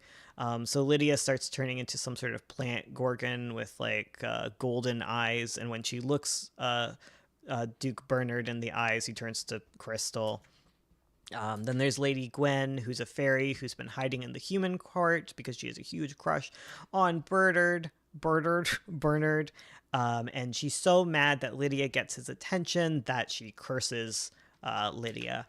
And after cursing Lydia, she talks to like one of her fairy friends and is like, look at this cool gorgon that can turn people into crystal. Do you want her? And then that's when is it Elsie? Elsie has to go save her because she is now in the fairy world and trapped. Oh, We did it. Oh my god, this is one of the biggest ones. This one's so long. This one goes on forever. We really liked the Fairy Tales RP. You can tell because of all of the pictures. This was when we weren't doing any comics. We were like, let's just indulge and do like the most indulgent RP. That's why it has like so many like things similar to our old RPs where it's like, who cares? We're never going to publish this. Let's just do 5 million curses together and doodle them and just have a good time. And that's kind of what happened with this RP. Um, yeah, I think I'm not done. I think I can finish it. I have one last PowerPoint to do, and I can finish all of my OCs today. I could do it. I think I am. It's kind of like a medium-sized one, but I'm gonna get water and stuff first. So I'm gonna go do that. So I'm gonna get water and I'm gonna go check on Lear. So I'll be right back.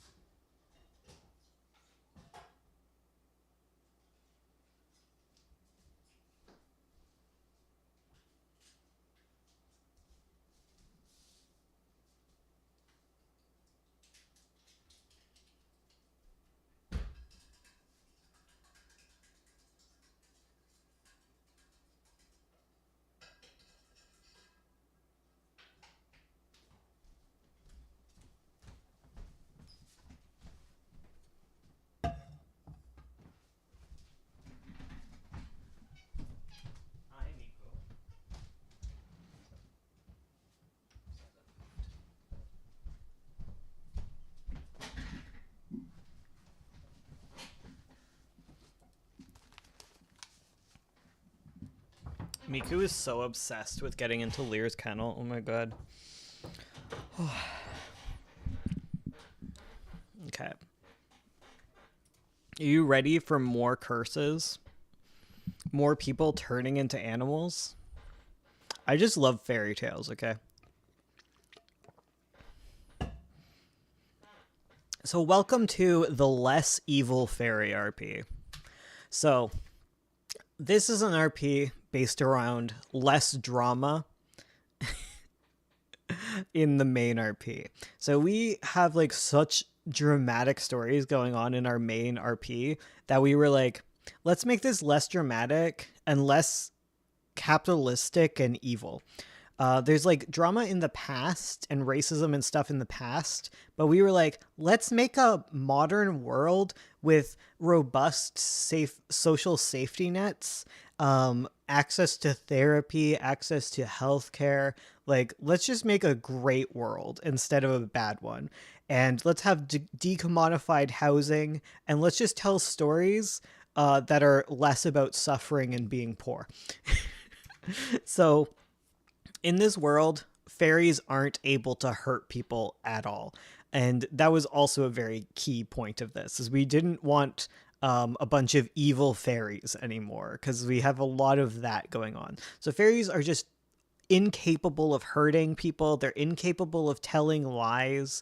They are just nice little sweeties who have desires in their life that must be fulfilled for their own like spiritual, mental, physical fulfillment that will sometimes be at odds with what humans want for their lives, but they have no malice in their hearts. Fairies are just incapable of malice. They're just doing what they're doing. And curses are incredibly common because fairies will like curse you because it's just their nature to do so, but they don't mean anything by it, and there's ways to undo it. It was all based around this idea that there's this app where people, because we were like, how do we make a story where we can just ship tons of people? So there's this app called the True Love's Kiss app, and people who are cursed are able to go on this app and date other cursed people. It's kind of based on this idea that like a lot of the times fairies will curse you for like a true love's kiss will break the spell, like that kind of stuff, but you don't need that to be on it. All of these fairy curses tend to be fairies being like, oh, I can embetter your life by doing this. um it's for character growth. So a lot of the times you get cursed and you go to the hospital to get help with it, and you have to get therapy. There is some drama that occurs, and especially as I summarize the characters, there's going to be intense drama, and there things are not what they seem, but most of this RP was just fluff all the time. So let's start with Mordecai. Let's start with the most drama, okay? This one's hard, okay?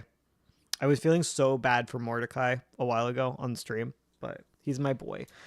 So he's a social worker. That's what we started with, our little social worker squad. And at the beginning of the story, he begins hiking and searching for this bunny fairy. I think it's called a Whisker Flitz. And it was changing all the paths on the hiking trails.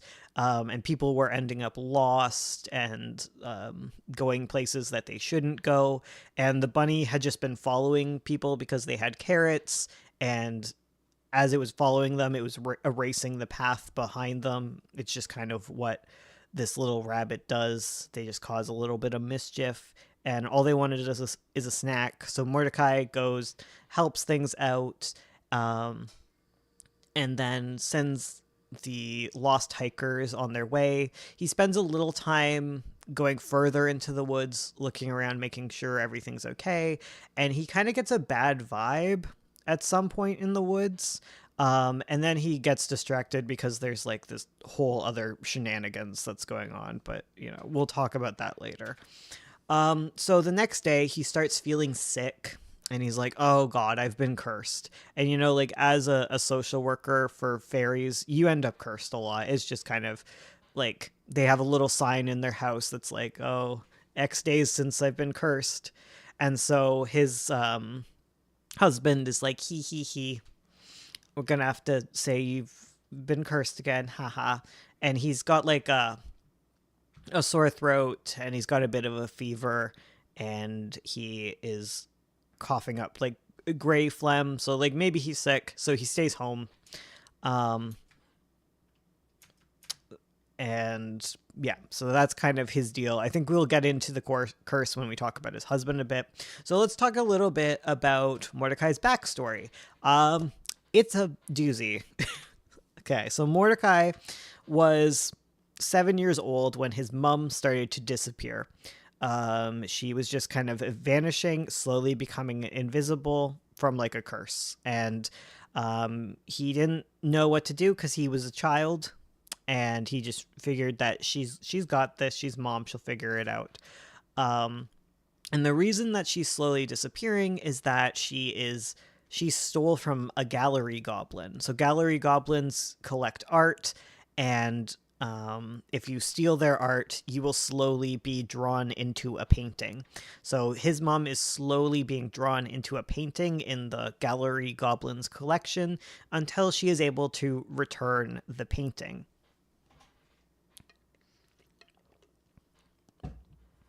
But she is unable to return this painting because she lost it.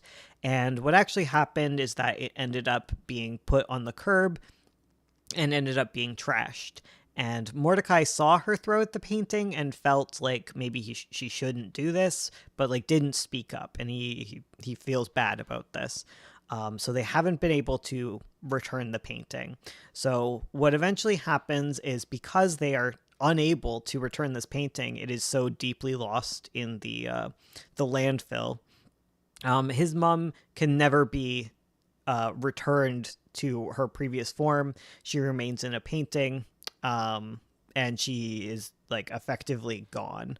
And so he gets adopted by his aunt and uncle, who raise him in their stead. And he has a cousin who's like his sister figure. So when he starts dating Paisley, they don't like that, and they don't like that he's gay, and they don't like that he is drifting away from them. So they decide to like hurt him as a kind of control tactic thing, and they tell him the truth that his mother like on purpose stole the painting and like didn't want to exist anymore, basically. And Mordecai feels horrible about this, and he feels a lot of like self guilt about this because he already feels bad because like his dad didn't stick around when he was a kid, and he feels guilty about it. And he's like, oh my god, like nobody likes me, and no one wants to be around me, and everyone disappears because of me. So he's got a lot of trauma. So he ends up going to therapy and working on all of that in therapy, and he gets to a good place, and he recovers from his depression, and we're all very proud of Mordecai. And he even befriends the gallery goblin, and he doesn't blame the gallery goblin at all, and he feels very bad for the gallery goblin because she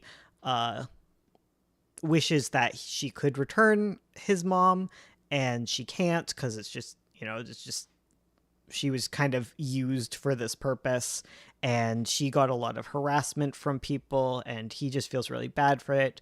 And so he really wants to work on helping the perception of fairies in the public, and helping people, and becoming a social worker to help the Fae. And he's like, this is great. Like, I am down for this.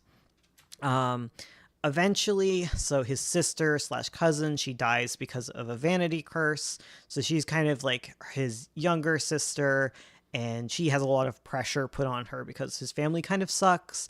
And she eventually gets a vanity curse because she's has a lot of very low self-esteem. And because she has low self-esteem, a fairy is like, oh, I'll help you by turning you into like a pig monster.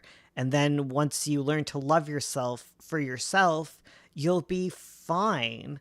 But she's not fine. She is emotionally wrecked by this and ends up unaliving herself because of it. And the fairy feels horrible. And Mordecai feels horrible. And he gets in this huge fight with his family at the funeral over the entire thing, and how everyone's blaming the fairy for this. But like Mordecai works with fairies or whatever, and like he doesn't blame the fairy for this. Fairies are just kind of doing what they're gonna do. He blames like his parents for being like awful to her and not supporting her. And they get into this huge fight, and they completely cut off contact with each other. And that is Mordecai's backstory. We feel bad for Mordecai. So Paisley is a nurse. This is Mordecai's husband. He's a nurse at an urgent care clinic for the Fae, for Fae and curses. So like any urgent care situation, he deals with like magical stuff relating to it. Mordecai's social work also works around like the same kind of clinic as well. So he helps Mordecai as he's starting to get sick. He starts coughing up black smoke, and that's when they realize like, oh, this is a curse. And they're like, oh, it's probably like this soot sprite curse, like, oh, it'll clear up, you'll be fine. But it gets worse, and it gets worse, and they can't figure out what it is. So like crystals start emerging from his skin, and it's all like horribly painful, which is very strange for a fairy curse, because like they're not supposed to be painful or anything. And he like starts having like a burning heat within him, and he slowly turns into this like smoky crystal wolf monster thing. And he is fixated on trying to leave their house, and he's always like clawing at the doors, and like they put little booties on him so he stops like burning the floors, but he just like pulls them off, and he's just become like a feral monster creature. And he eventually attacks Paisley. I'm glad Paisley isn't racist. Yeah, Paisley isn't a racist. So yeah, he eventually is attacked by Mordecai as like this wolf creature, which is just very incredibly strange because it's very unprovoked, and he just like really hates Paisley for no reason. Um, and eventually, Mordecai escapes, and he ends up in the woods. Like days later, they find him like chasing down joggers, and like no one's hurt, thankfully. And so he is put into a, and so is ended up in a like high security um, recovery facility for like dangerous fae. And that's where Dr. Bauer comes in. So he works with fairies that are unable to integrate, and people who have dangerous curses. So like this is usually like not super bad. So like what happened to Mordecai is really strange and no one can figure it out. So like dangerous fae are things like we'll run into them, but like things that are like life-changing curses that like are a little bit too much. And like dangerous curses are things that like just can't integrate into society. Like if you are like um turned into a tiger or something, like you can't really work out your curse in society, because like a cursed human can still hurt people. Usually it's usually if you're like backed into a corner and scared, you're like just a normal ass tiger. Like you need to be in like a tiger enclosure to be kept safe as we try and figure out a cure for your curse, kind of thing. And then there's like fae that have like very far-reaching implications. I'll mention them when we get to them instead of spoiling them early. Sorry. So yeah, so Dr. Bauer works there, and he starts researching Mordecai's curse and trying to figure out what it is. Um, he's a birdman. I don't know why I'm hiding that up. Dr. Bauer's a birdman. But he starts researching Mordecai's curse, and it's very confusing because for all intents and purposes, like Mordecai has turned into a fairy, which is not something that's possible. He is physically changed into a fairy, and he isn't nice like a fairy. So like they don't know what is going on. So that is like the huge big mystery of the story. I think we'll get into more of it as we go along, but yeah, that's the strangest one. Now let's go into like what most of this RP was about, right? So we got Dr. Brooke Voss. I think I spelled her name wrong.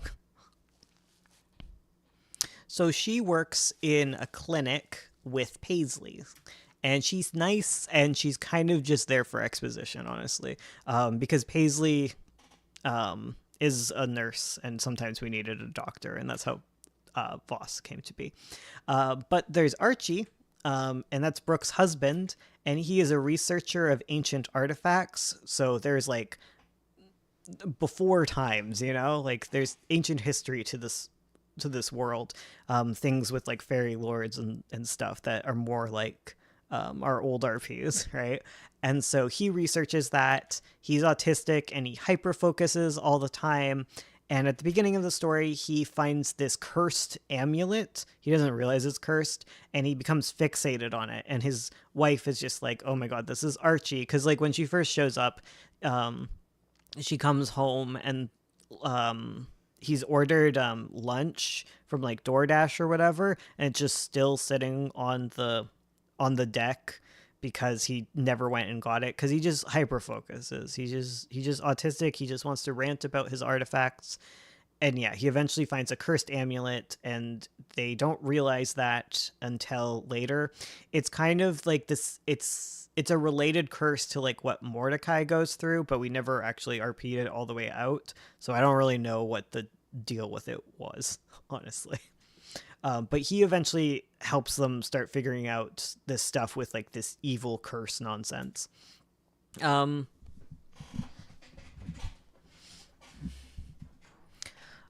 we have Furlius, who is my boy. I love him. He appears in town one day, and he is threatening fairies with a sword. So when I is dealing with this bunny fairy, this is when Furlius shows up. Furlius just shows up in town. He's speaking in Middle English, yelling at fairies, and like just waving a sword around. So he's taken away by the police and brought to the clinic to be checked out because he's covered in curses. He's like a big bison man. Um, and he's got like these ornate carvings in his antlers, in his horns, and he's got like a little humbug, and he's got all sorts of um, jewelry on, and he's also got like all these curses that are afflicting him. There's just a bunch of mild curses, like flowers growing on him and mushrooms and stuff, you know, like just the kind of stuff you would pick up from wandering in the woods. And so he's brought by the police in handcuffs to the clinic to be assessed by urgent care. Um, and yeah, so he speaks in like this archaic form of English, and I love him so much. He ends up being so what they kind of uncover with him is that he was sent to the future by a time sprite. So time sprites would be one of the ones that gets put in the high security place where you don't want people being sent back and forth through time.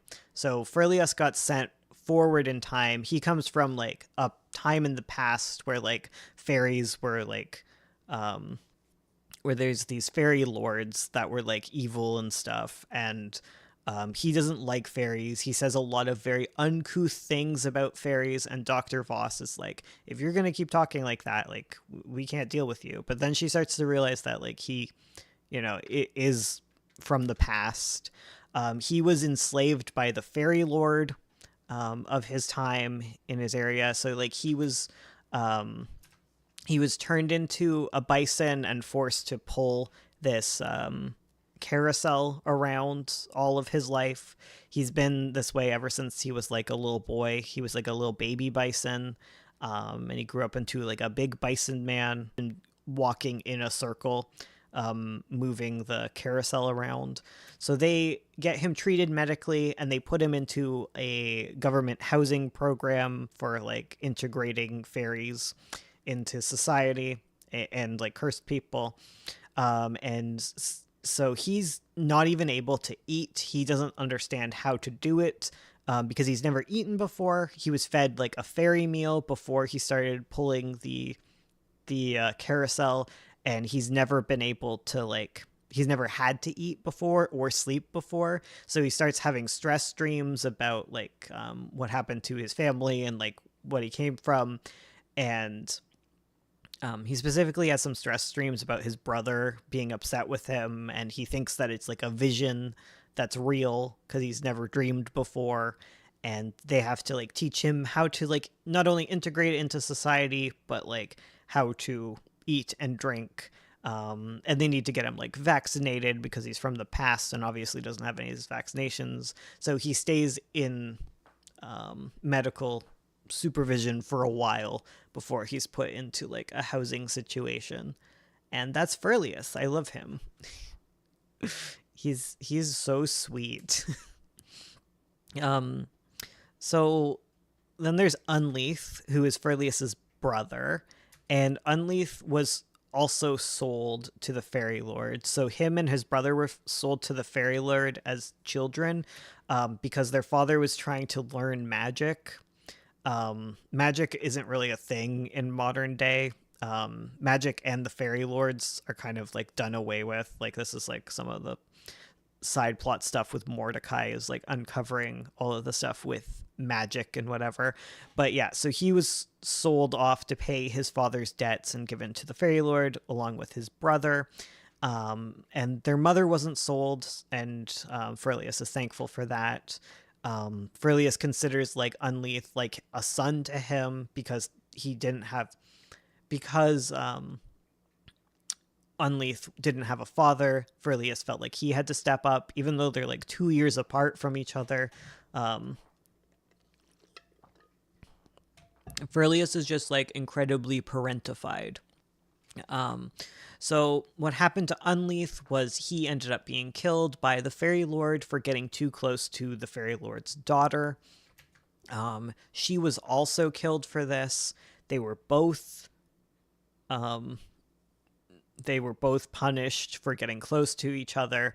And so she was like a dryad type thing. So she became like a wooden doll, and they put his corpse inside of her. And it's so horrific for the poor doctor to the poor doctor to hear about this from Furlius. So yes, Furlius feels incredibly guilty for going forward in time and leaving his brother behind, because his goal was to destroy the doll and save his brother from the eternal dance that he was forced to do in death.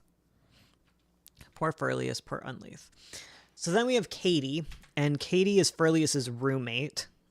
So they move in together in the housing situation because they're both cows, they'll get along clearly.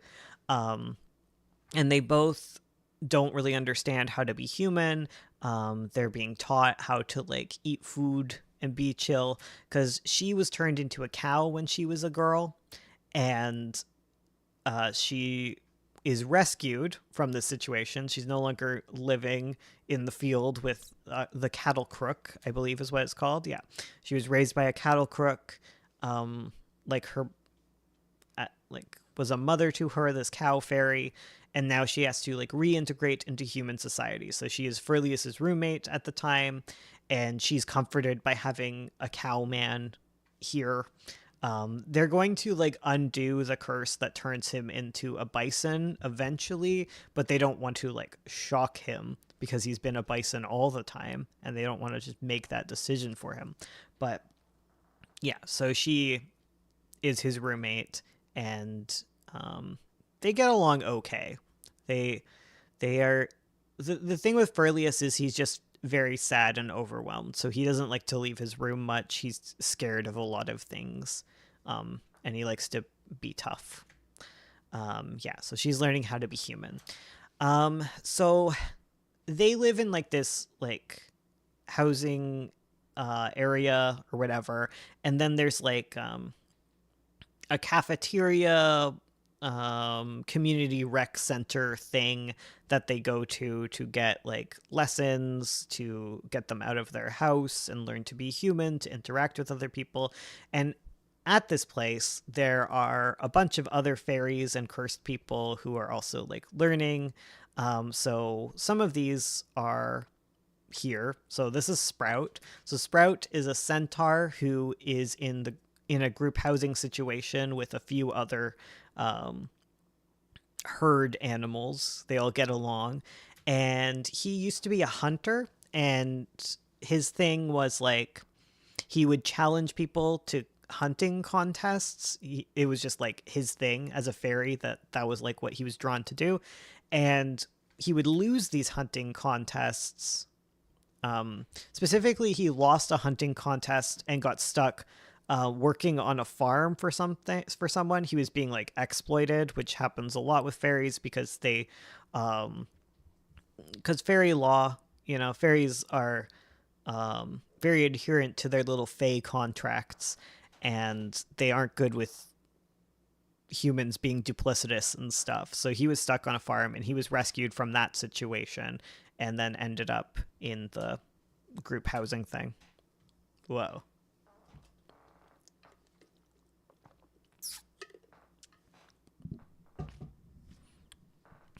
Maybe I've talked too long, guys. Apricot's also in the group housing thing. She's part of the herd. She's a unicorn. Her horn was poached, and yeah, so she's also being like integrated. I don't know tons about her. She's just kind of like a background character. Then we have Nettle. I just love this picture. I don't know what it is. Nettle's like a little alpaca. She's living with the herd, and she used to live on a mountain until... Oh, she used to live on a mountain. She's like a fairy that would guide people home who would get lost. And eventually that mountain was deforested, and now she doesn't really have a lot of purpose in life. So, yeah, so she's working with with her therapist, social worker, to like figure out a new life for herself, and how to find fulfillment. and not be exploited by humans.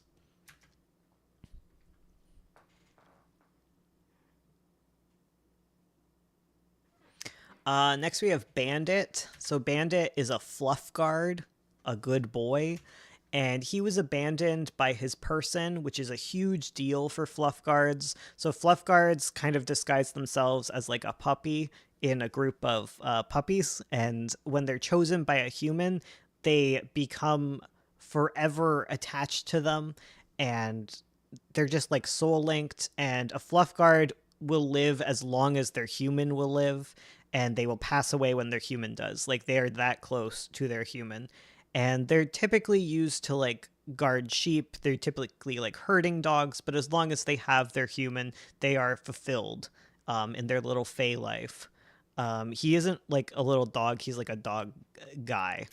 Um, Anyways, so he got abandoned and uh, put away and like not wanted, and that was like a huge mental thing for him. So he started rounding up people and turning them into sheep, because that's what fluff guards can do. And they start turning into sheep, and he guards his herd. Um, but he but you're not supposed to do that. Obviously, all these humans needed to be returned. So that was like another very traumatic thing where they took his entire flock of sheep away from him. Now he has no sheep, no people. And so he's been working with his therapist to find fulfillment in his life. And they've been working to try and find like a new person for him, because he does need a person and he needs a job. They've been working really hard at his herding behavior. He's very fixated on all of like the herd animals and the herd animal fairies. So he really harasses Katie when she first appears, and he's always trying to keep all of the like alpaca, sheep, horse together, and he's just like does too much herding, and he needs a job. And they really need to find a forever home for him. I'm glad someone gets a therapist. Everyone gets a therapist in this. And then there's Lucas. Lucas is a little brownie who is also in the housing program. He really wants to live in someone's house and just clean it. And he keeps getting into like these horrible situations and horrible contracts where he is being exploited. And they're trying to find like a good place for Lucas. Yeah, so right now he's working at the cafeteria because he really likes to clean, and they like to encourage that because like obviously he should be cleaning, but like they want him to have like some amount of independence. And yeah, so they're working with Lucas. Next we have Violet. Violet is a Glimmerkin who was summoned to be poached. So Glimmerkin are like these sables that have like a whole bunch of like gemstones and like starlight in their fur. So they're like really rare, and they hide deep in the forests and like within nature. And summoning them is like very illegal because like they don't meld well into human society, and they shouldn't be brought into human society. They're just vibing. They're just little guys. Um, and so she starts turning to dust after this because like all of her gems were stolen from her. And so she ends up living in the I don't know if she's particularly in this housing situation. I think she is. She just never leaves her room, and her therapist comes to see her every day, and they've made a lot of progress. She never comes out from underneath her blankets. She always is hiding because that's what like Glimmerkin are supposed to do. I don't know why I wrote Glimkin. Um and yeah, so she just hides whenever her therapist comes, but like they've made like incredible progress. Um they're able to see her nose sometime. They feed her rock candy, and then she asks Sage, her therapist, a riddle, which is incredibly important because in order to properly take a gem from a Glimmerkin, you need to like befriend them and answer their riddles to receive a gem from them. So she's made incredible strides, and Sage is working really hard to solve the riddle. for the next morning, because it's Violet, and Violet's doing great. We love her. So we have Sage. So Sage is a social worker that works with the housing program. So all of those people, not all of them, a lot of those guys, those are Sage's clients. So like the Glimmerkin, Furlius, Katie, they're all clients of Sage's. Sage is their therapist, and Sage is also the therapist of Bandit now, and yeah, like Sage works hard. They go by they them as well. So they were in foster care when they were a child, and they ended up in foster care because like their father wasn't in the picture and their mother was just like unfit, so they ended up being adopted by their grandmother, who ended up having dementia. And then Sage became a therapist wanting to help other people like them. Um, Wanting to help other people like them and just help people in general. They deal with like a lot of trouble with like loneliness and like abandonment. Personally, therapists be in therapy. Violet is precious. Violet is so precious. So they end up taking on the caseload of Ruby. So Ruby was like another therapist that was working, and she gets cursed and is unable to handle her caseload. So Sage starts taking on a caseload for them. So Sage takes on Bandit specifically. And Bandit, has huge abandonment issues. And when Ruby is unable to be Bandit's therapist anymore, Bandit has just been lashing out like so much. Like Ruby's been making so much progress with Bandit, and then like has to very suddenly leave, and Bandit is just like lashing out, hates Sage, growls at him constantly. Bandit always has to be muzzled because he's a fluff guard, and if a fluff guard bites you, you turn into a were coyote. And so Sage really messes up one day with Bandit and gets bit by him. So he is able to snag their finger through the muzzle, and Sage then becomes a were Yodi. Yes. So were Yodis is a type of werewolf or were curse. So it is a curse that happens at nighttime under specific circumstances. And the specific circumstances is if Sage feels very lonely at night, he will turn into a were Yodi.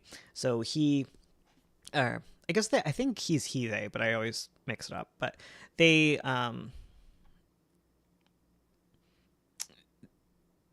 get assigned like a nurse so that they won't be alone at night. But they're really encouraged to like go to therapy and find another living situation, because they can't just rely on the nurse, because like, even having a nurse, you still will feel lonely, because it's like you need like more personal familial connections, and that's how you can like overcome the were curse, the were Yodi curse specifically. So that's Sage's issue, and Sage is doing well, but eventually things don't go well for Sage. So that's where Ranger Devil comes in. And Ranger Devil is a park ranger.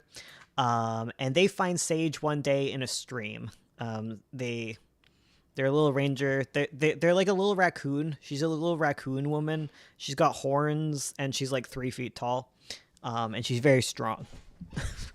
I love Ranger Devil so much. So they see Sage in the river, and they're like, do you have a license to be in that river? Because like some fae are allowed to be in the river because they have like specific needs, but you can't just have random guys showing up in the river.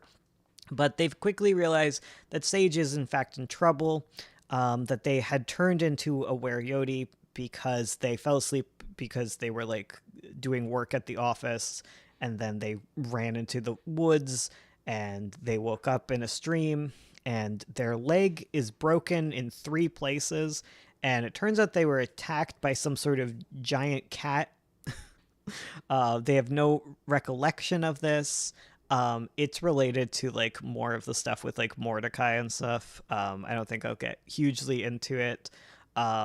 But yeah, they end up having to go to like the hospital and be looked after there, because like they need surgery to like, set the leg, and then they need them to stay because they don't want them to turn into a Warioti while they're healing. And that's when they learn they have so many friends, because like all of the clients send them like letters, and they get like, their work friends are always visiting, and they realize that they aren't as alone as they think. But anyways, back to Ranger Devil. Ranger Devil's a little trash imp, always crawling through the garbage. Used to steal from people and rummage through their trash. Got called a tricksy little devil, and then she was like, "Well, that's my name. I'm Trixie Devil." um, so that's how she got her name. And yeah, she has a hoard that she keeps. As park ranger, she collects everything that people drop, and she puts it in her hoard. And she just really likes her job. She's happy, and she becomes friends with Sage. Um, Now we have Ruby. So Ruby is a therapist slash dog trainer who used to work with people with wear curses. So I was mentioning Ruby. She used to be Bandit's therapist until she encountered a Frightwing imp. So the Frightwing imp attended one of her art therapy group sessions. Frightwings, they usually hang out in theaters, and they make people afraid of what they're most competent at. So usually they cause stage fright. So in her case, it made her incredibly afraid of dogs. And in order to undo the spell, she needs to become strong again and face her fear, and face a wolf in like a therapeutic sense. So whenever she's scared, she starts turning into a deer, and like it spirals out of control, the more deer-like she becomes. Yeah, and she's terribly afraid of dogs, and she's been working really hard. When she was first cursed, she couldn't spend like a minute human before turning into a deer. Now she's like pretty consistently human, and she finally has the courage to go back to work. But she cannot be around Bandit, which is very terrible for Bandit. Um, yeah, and because of her curse, her ex breaks up with her. Her ex is a wereweasel, and Ruby has like a huge problem where Ruby would like, and Ruby has this huge problem where she feels like she can fix people, and she dates people with were curses when she probably shouldn't. And yeah, she was in like a pretty shitty relationship with her ex. And because she can't take care of her ex anymore, her ex breaks up with her, and she moves in with like her friend. And now she's started dating again. And while she's at her date, she has a panic attack and runs into a park. So she jumps through the window, crashes through the window, ends up in a park. She's a deer this whole time, obviously. And they need to call the authorities to help catch her. And so she gets tranquilized, and it's a terrible date, but yeah. Bad dates.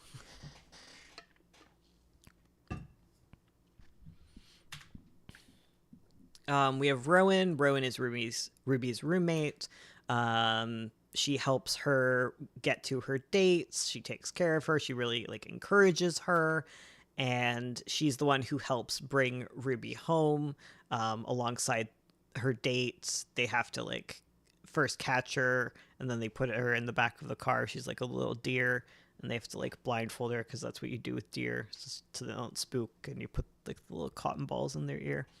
And yeah, so Ruby's brought back home. Ruby has like a room that she gets locked in to calm down, her calm down room without windows to jump out of, and a little mattress to sleep on. And she eventually comes back, and she feels so embarrassed, but she needs to try again because you can't be afraid. So Kingsley is Ruby's date. Kingsley works at a cafe. Kingsley is our they them of the cat cafe. We have a cat NB, a cat boy, and a cat girl in this RP. We figured we need one of each. So yeah, so Kingsley works at the cat cafe, and they also do volunteering at the Humane Society. And they were doing a TNR routine, so trap, neuter, release, and they get bit by a bramble claw. So they were dealing with like a cat colony, and they got bit by a bramble claw for taking the cats. And they are now slowly being turned into a cat. That is the curse of the Brambleclaw. And they need to make an offering to the Brambleclaw in order to stop the curse. And they need to figure out what the Brambleclaw wants. The answer is apparently more cats, because they were taking cats from the Brambleclaw. And the Brambleclaw is very upset about this. So that's what's happening with Kingsley. And yeah, Kingsley starts dating Ruby, and they're cute, I guess. Oh my god. We got Valeria. I love this girl. She's my favorite. She's a Grimalkin who works at the cat cafe. So Grimalkins will turn people into cats for various reasons. She's like a cat girl, basically. And she used to live with her granny in a little house. And Granny found her when she was feeding stray cats. She was just feeding regular stray cats, and then this cat girl showed up and was eating cat food with them. And Granny was like, "Okay, you can't, you can't live on the street. I'm going to take you in." So she took her in and raised her. And then she eventually dies. Granny does, and Valerie doesn't know what to do. Val goes away and is living in a cardboard box, and that's when she is found by Mordecai, and Mordecai gets her stable housing because he's a social worker. And yeah, he helps her. I don't know if he specifically found her, but like she is found, and Mordecai helps her find stable housing and a job that she can enjoy, and she is being helped to learn the ropes, the ropes of being human. She really doesn't like leaving her house because she's an indoor kitty. Her gran tried to like get her into school when she was little, but she was just like, she got into the vents and hid. So they were like, okay, she can't do that. She gets really scared walking to work, but she's gotten a lot more brave about it. And she's like, okay, that's part of my territory. That's fine. They're very much like cats. She's very cat-like. She gets the zoomies. She works at the cat cafe and keeps having to tell herself to not jump onto the counter, because you're not supposed to do that, because she was allowed to jump on the counters like at Granny's house, but apparently you're not supposed to do that. And she works really hard. And sometimes she forgets how to open doors, and she'll just be like scratching at them. And yeah, that's Valeria. Yeah, she also starts attracting anime fans to she starts attracting fanboys because she's a cute anime cat girl. I guess she's not anime, but she's a cat girl, so she starts attracting fanboys to the cafe, and she starts turning them into cats by accident. She thinks they're so adorable, and she like pinches their little cheeks, and she takes their names. By giving them a nickname, they turn into little cats, and she just puts them into the cat cafe. So guys have just been going missing, and Mordecai has been trying to figure out what is going on. In this world, like, people just disappear and it's fine. Like in our world, if someone disappears for 24 hours, you're like, oh god, something horrible's happened. But in this world, it's more likely that like a fairy has run off with your friend and they're perfectly fine. People just go missing. Like kids go missing, guys go missing. So they're like, okay, tons of guys are missing. It's probably a fairy up to some sort of nonsense. And it turns out to be Val. So eventually she has to go to the clinic because they realize what's probably happening, because there's all these cats showing up. Or not. How does she get caught? There's like a whole bunch of like new cats being brought to the Humane Society because other workers at the cat cafe are like, oh my god, Val keeps bringing in these new cats, and like we can't just have random strays brought in. So they're brought to the Humane Society to be dealt with. And unlike our world, like you're not going to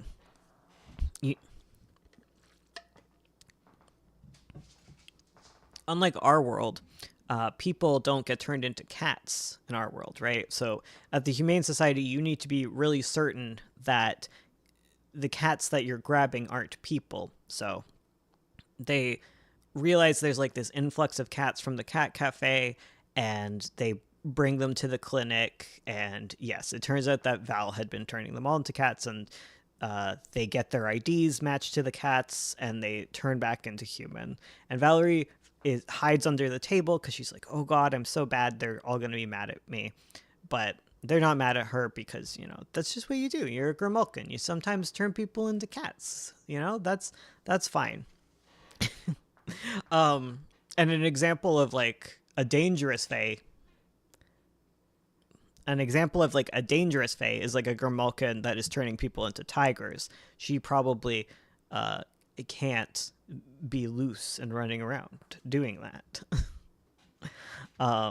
Anyways, so that brings us to Graham. We're in the cat phase. We're in the cat section. So Graham is a software developer who works on the True Love's Kiss dating app, and he has a huge crush on Val. And he finally gets the courage to go talk to her, and he gets turned into a cat. She immediately starts calling him Ginger Snaps, and he turns into a cat, and he's brought back with all the other cats, and she puts on some anime for him because they like the animes, and she knows how to work the remote control, and she's so proud of herself for being able to do the human thing. So yeah, she puts on some anime for him, and he is a cat until they are able to get all of their IDs back. And eventually he starts dating Val. He keeps going back to the cafe. He doesn't mind. They put some like safety measures in check so that if she turns anyone to a cat, they can be turned back. Her coworkers are now aware of this, and yeah, so everything's good. They start dating, and he frequently and he helps her learn how to use her phone and do other tech things. She wants her wallpaper to be alternating pictures of cats, and he shows her how to do that, and he thinks it's just so magical. And yeah, she keeps turning him into a cat because she thinks he's cute and gives him pet names, and every time she does that, he turns into a cat. Oh, I remember when she's at the clinic talking to Paisley, she starts calling him Mr. Pursley, and that's when he starts turning into a cat, and that's when they realize, like, oh, she's taken all their names and turned them into cats. Like, that's how she's done it, and that's how we'll undo it. And I just thought that's cute. Next, we have James. So James is our cat boy. He was turned into a cat boy because he did not want to pet a cat. So a Grimalkin came up to him with a cat and was like, pet this cat. And then he didn't want to do it. And the Grimalkin was like, oh, so you hate cats. And now he is stuck as a cat until he learns to like cats. He is very snooty and he's very sleepy. He's a cat boy in like a very real sense, where like he has to like eat meat. He's an obligate carnivore now, and he has to sleep as much as a cat does. And he's too proud to go on disability, even though he totally could get disability for being such a sleepy cat. Being a cat is a disability. And he's really upset about being a cat because he had to rehome his bird, and he loves his bird because when he was in high school, he was made fun of for being a flute player, and the school bullies tricked the one fairy girl into turning him into a canary. So he missed his high school like graduation and prom and stuff because he was stuck as a canary. And his mom got him a canary friend, which was a bad idea because canaries will not be friends. But they did keep each other company because their cages were kind of beside each other. Excuse me. But yeah, he had to give up his canary and his finches because he's a cat now, and he would hurt them, and he's very sad about that, and it has not endeared him to cats at all. He's working at the cat cafe to try and like them, and he just hates them more. And he has mommy issues, so that's his thing. So then we have Danny, and Danny starts dating James. They meet on the True Love Kiss app, and she's only human during dawn and dusk, which works out great for him because he also is like awake at dawn and dusk. He's such a sleepy guy. When she's not, she is a little morning dove. She loves Millet, and he loves Millet too. Well, he used to before he got turned into a cat, because he got turned into a bird. He's like a huge Millet fan. They bonded over their love of Millet, and he introduces her to the concept of mealworms, because cats, humans, and birds can eat mealworms. Yeah, and she's looking for true love because that's what will break her curse, is finding someone who will love her for her. I forget why she got cursed, I'll be real. Then we have Paula. Paula isn't a pigeon. Paula is Danny's big sister, and she drives her to her dates, makes sure she's safe, and she's really sus on James. Like she doesn't know what James is up to.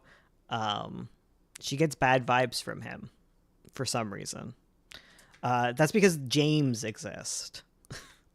So James was swapped with a rabbit as a child. So James is a changeling.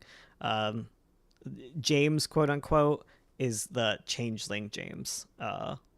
We can call him Arcanus. That's his actual name, I think. Actually, no, his name isn't actually Arcanus. It's confusing. Anyways, so he was a rabbit who was swapped with James as a child and then became a changeling fairy. James's mom didn't notice because at the time, James's father had died, so James was like acting weird anyways, so like the strangeness of him being swapped with a rabbit was kind of brushed aside. So usually, like changelings, like you very quickly realize your child has been swapped with a rabbit, but that was not the case for James, and unfortunately, like it wasn't discovered for a long time, so he grew up.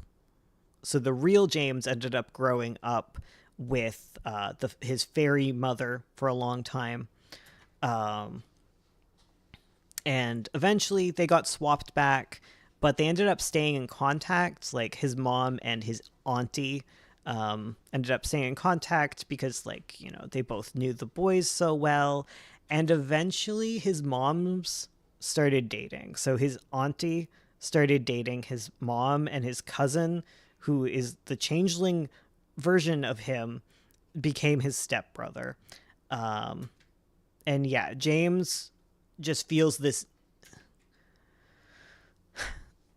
So yeah, so like James has been dealing with like his brother constantly trying to like impersonate him all the time, because fairy James is a fairy and he's a changeling, and he feels like an intense urge to copy James's life and replace him. And human James is so frustrated with this because he can't have like his own life. And eventually human James like ran away and broke contact with his family entirely, to get away from James. And largely this was because of a huge fight that they got in when they were like teens, because fairy James wanted to figure out what happened to their dad, and in doing so he looked through all of James's like personal notes and like defaced them, in like that he was like cutting out the pictures for himself and stuff. And like fairy James like was feeling like the impulse to do this because fairy James feels like he is James. It's very complicated, but either way they got into a huge fight, and human James punched fairy James, and yeah, they just haven't been in contact since. And then eventually fairy James has been like in therapy and has been working on this, and working on his identity, his own personal identity, which is very hard. He finally found a therapist that works with him well. The therapist is also a fairy and really gets him. And he wants to get back in contact with his brother, and he meets him, but then he starts impersonating him on like the True Love's Kiss app, and starts talking with Paula specifically. Wait, no. He eventually, when he is locating James, he runs into Paula, Danny's sister, um, and starts talking about like how they're gonna like break up. Oh right, because like their mom is sick, so that's why Fairy James starts looking for human James, right?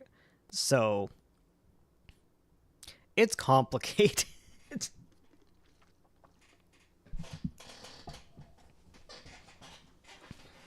The point is that Fairy James starts catfishing as human James and really doesn't want to. He wants to meet people who know him for him, but will also let him do his thing as a changeling. So he eventually meets Mona. Mona is not a chameleon at all. She's just a human. And Mona had her image trapped in a cursed mirror. So Mona is just not perceptible to anyone. So she and the reason that this happened was like she went to a mirror as a teenager and she was like, I wish I could just disappear. And the mirror granted her wish and stole her image. And now people just kind of forget about her. She's kind of invisible to people. And she's just very hard to perceive and easily forgotten. And her dating profile is just a bunch of blurry pictures. Like no one could take a picture of her, and like doodles and stuff. And Changeling James is just very endeared to this and starts dating Mona, and because he has the same issue on dating apps where he just like can't show his true self because he's like he tries to write his profile like saying that he is a changeling, and then like he deletes it and just changes it, and yeah, so that's his deal. It's so hard to explain. I probably should have written it down better. um Next, we have Aspen. So Aspen is a dryad. She likes to go jogging. She's a jogging enthusiast. She can't stop running or she'll take root. And she trips over a little shadow creature one day while she's running. And the shadow creature speaks like archaic English and bites her and turns her arm to shadow. It's a vile little monster. It's a little mongoose thing.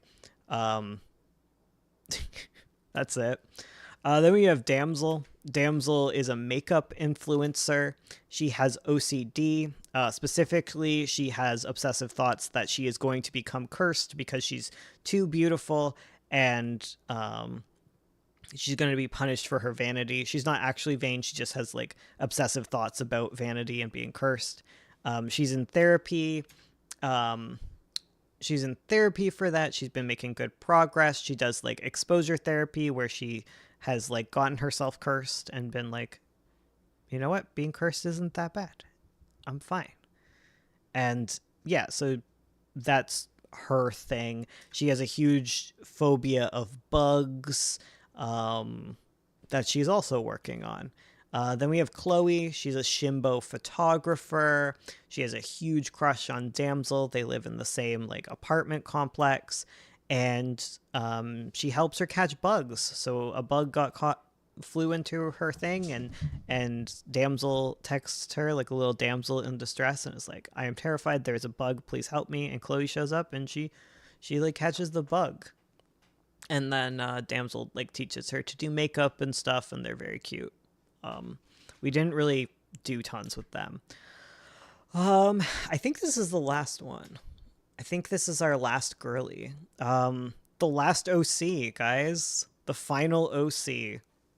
Holy. In before, like, this is not the final OC. So we have Samantha. And she is a lawyer who fights for fairy rights. She is a civil rights attorney. We love Samantha. And she was sent back in time. So when she's a teenager, she got sent back in time. And she got sent in. Last one, it's a clock. So she got sent back in time by a time sprite because when she was 2 years old, I believe, her entire family dies in a car crash. So she gets sent back in time by the time sprite to take care of herself in the past. Because because fairies are helpful. So the fairy is like, you don't have anyone to raise you.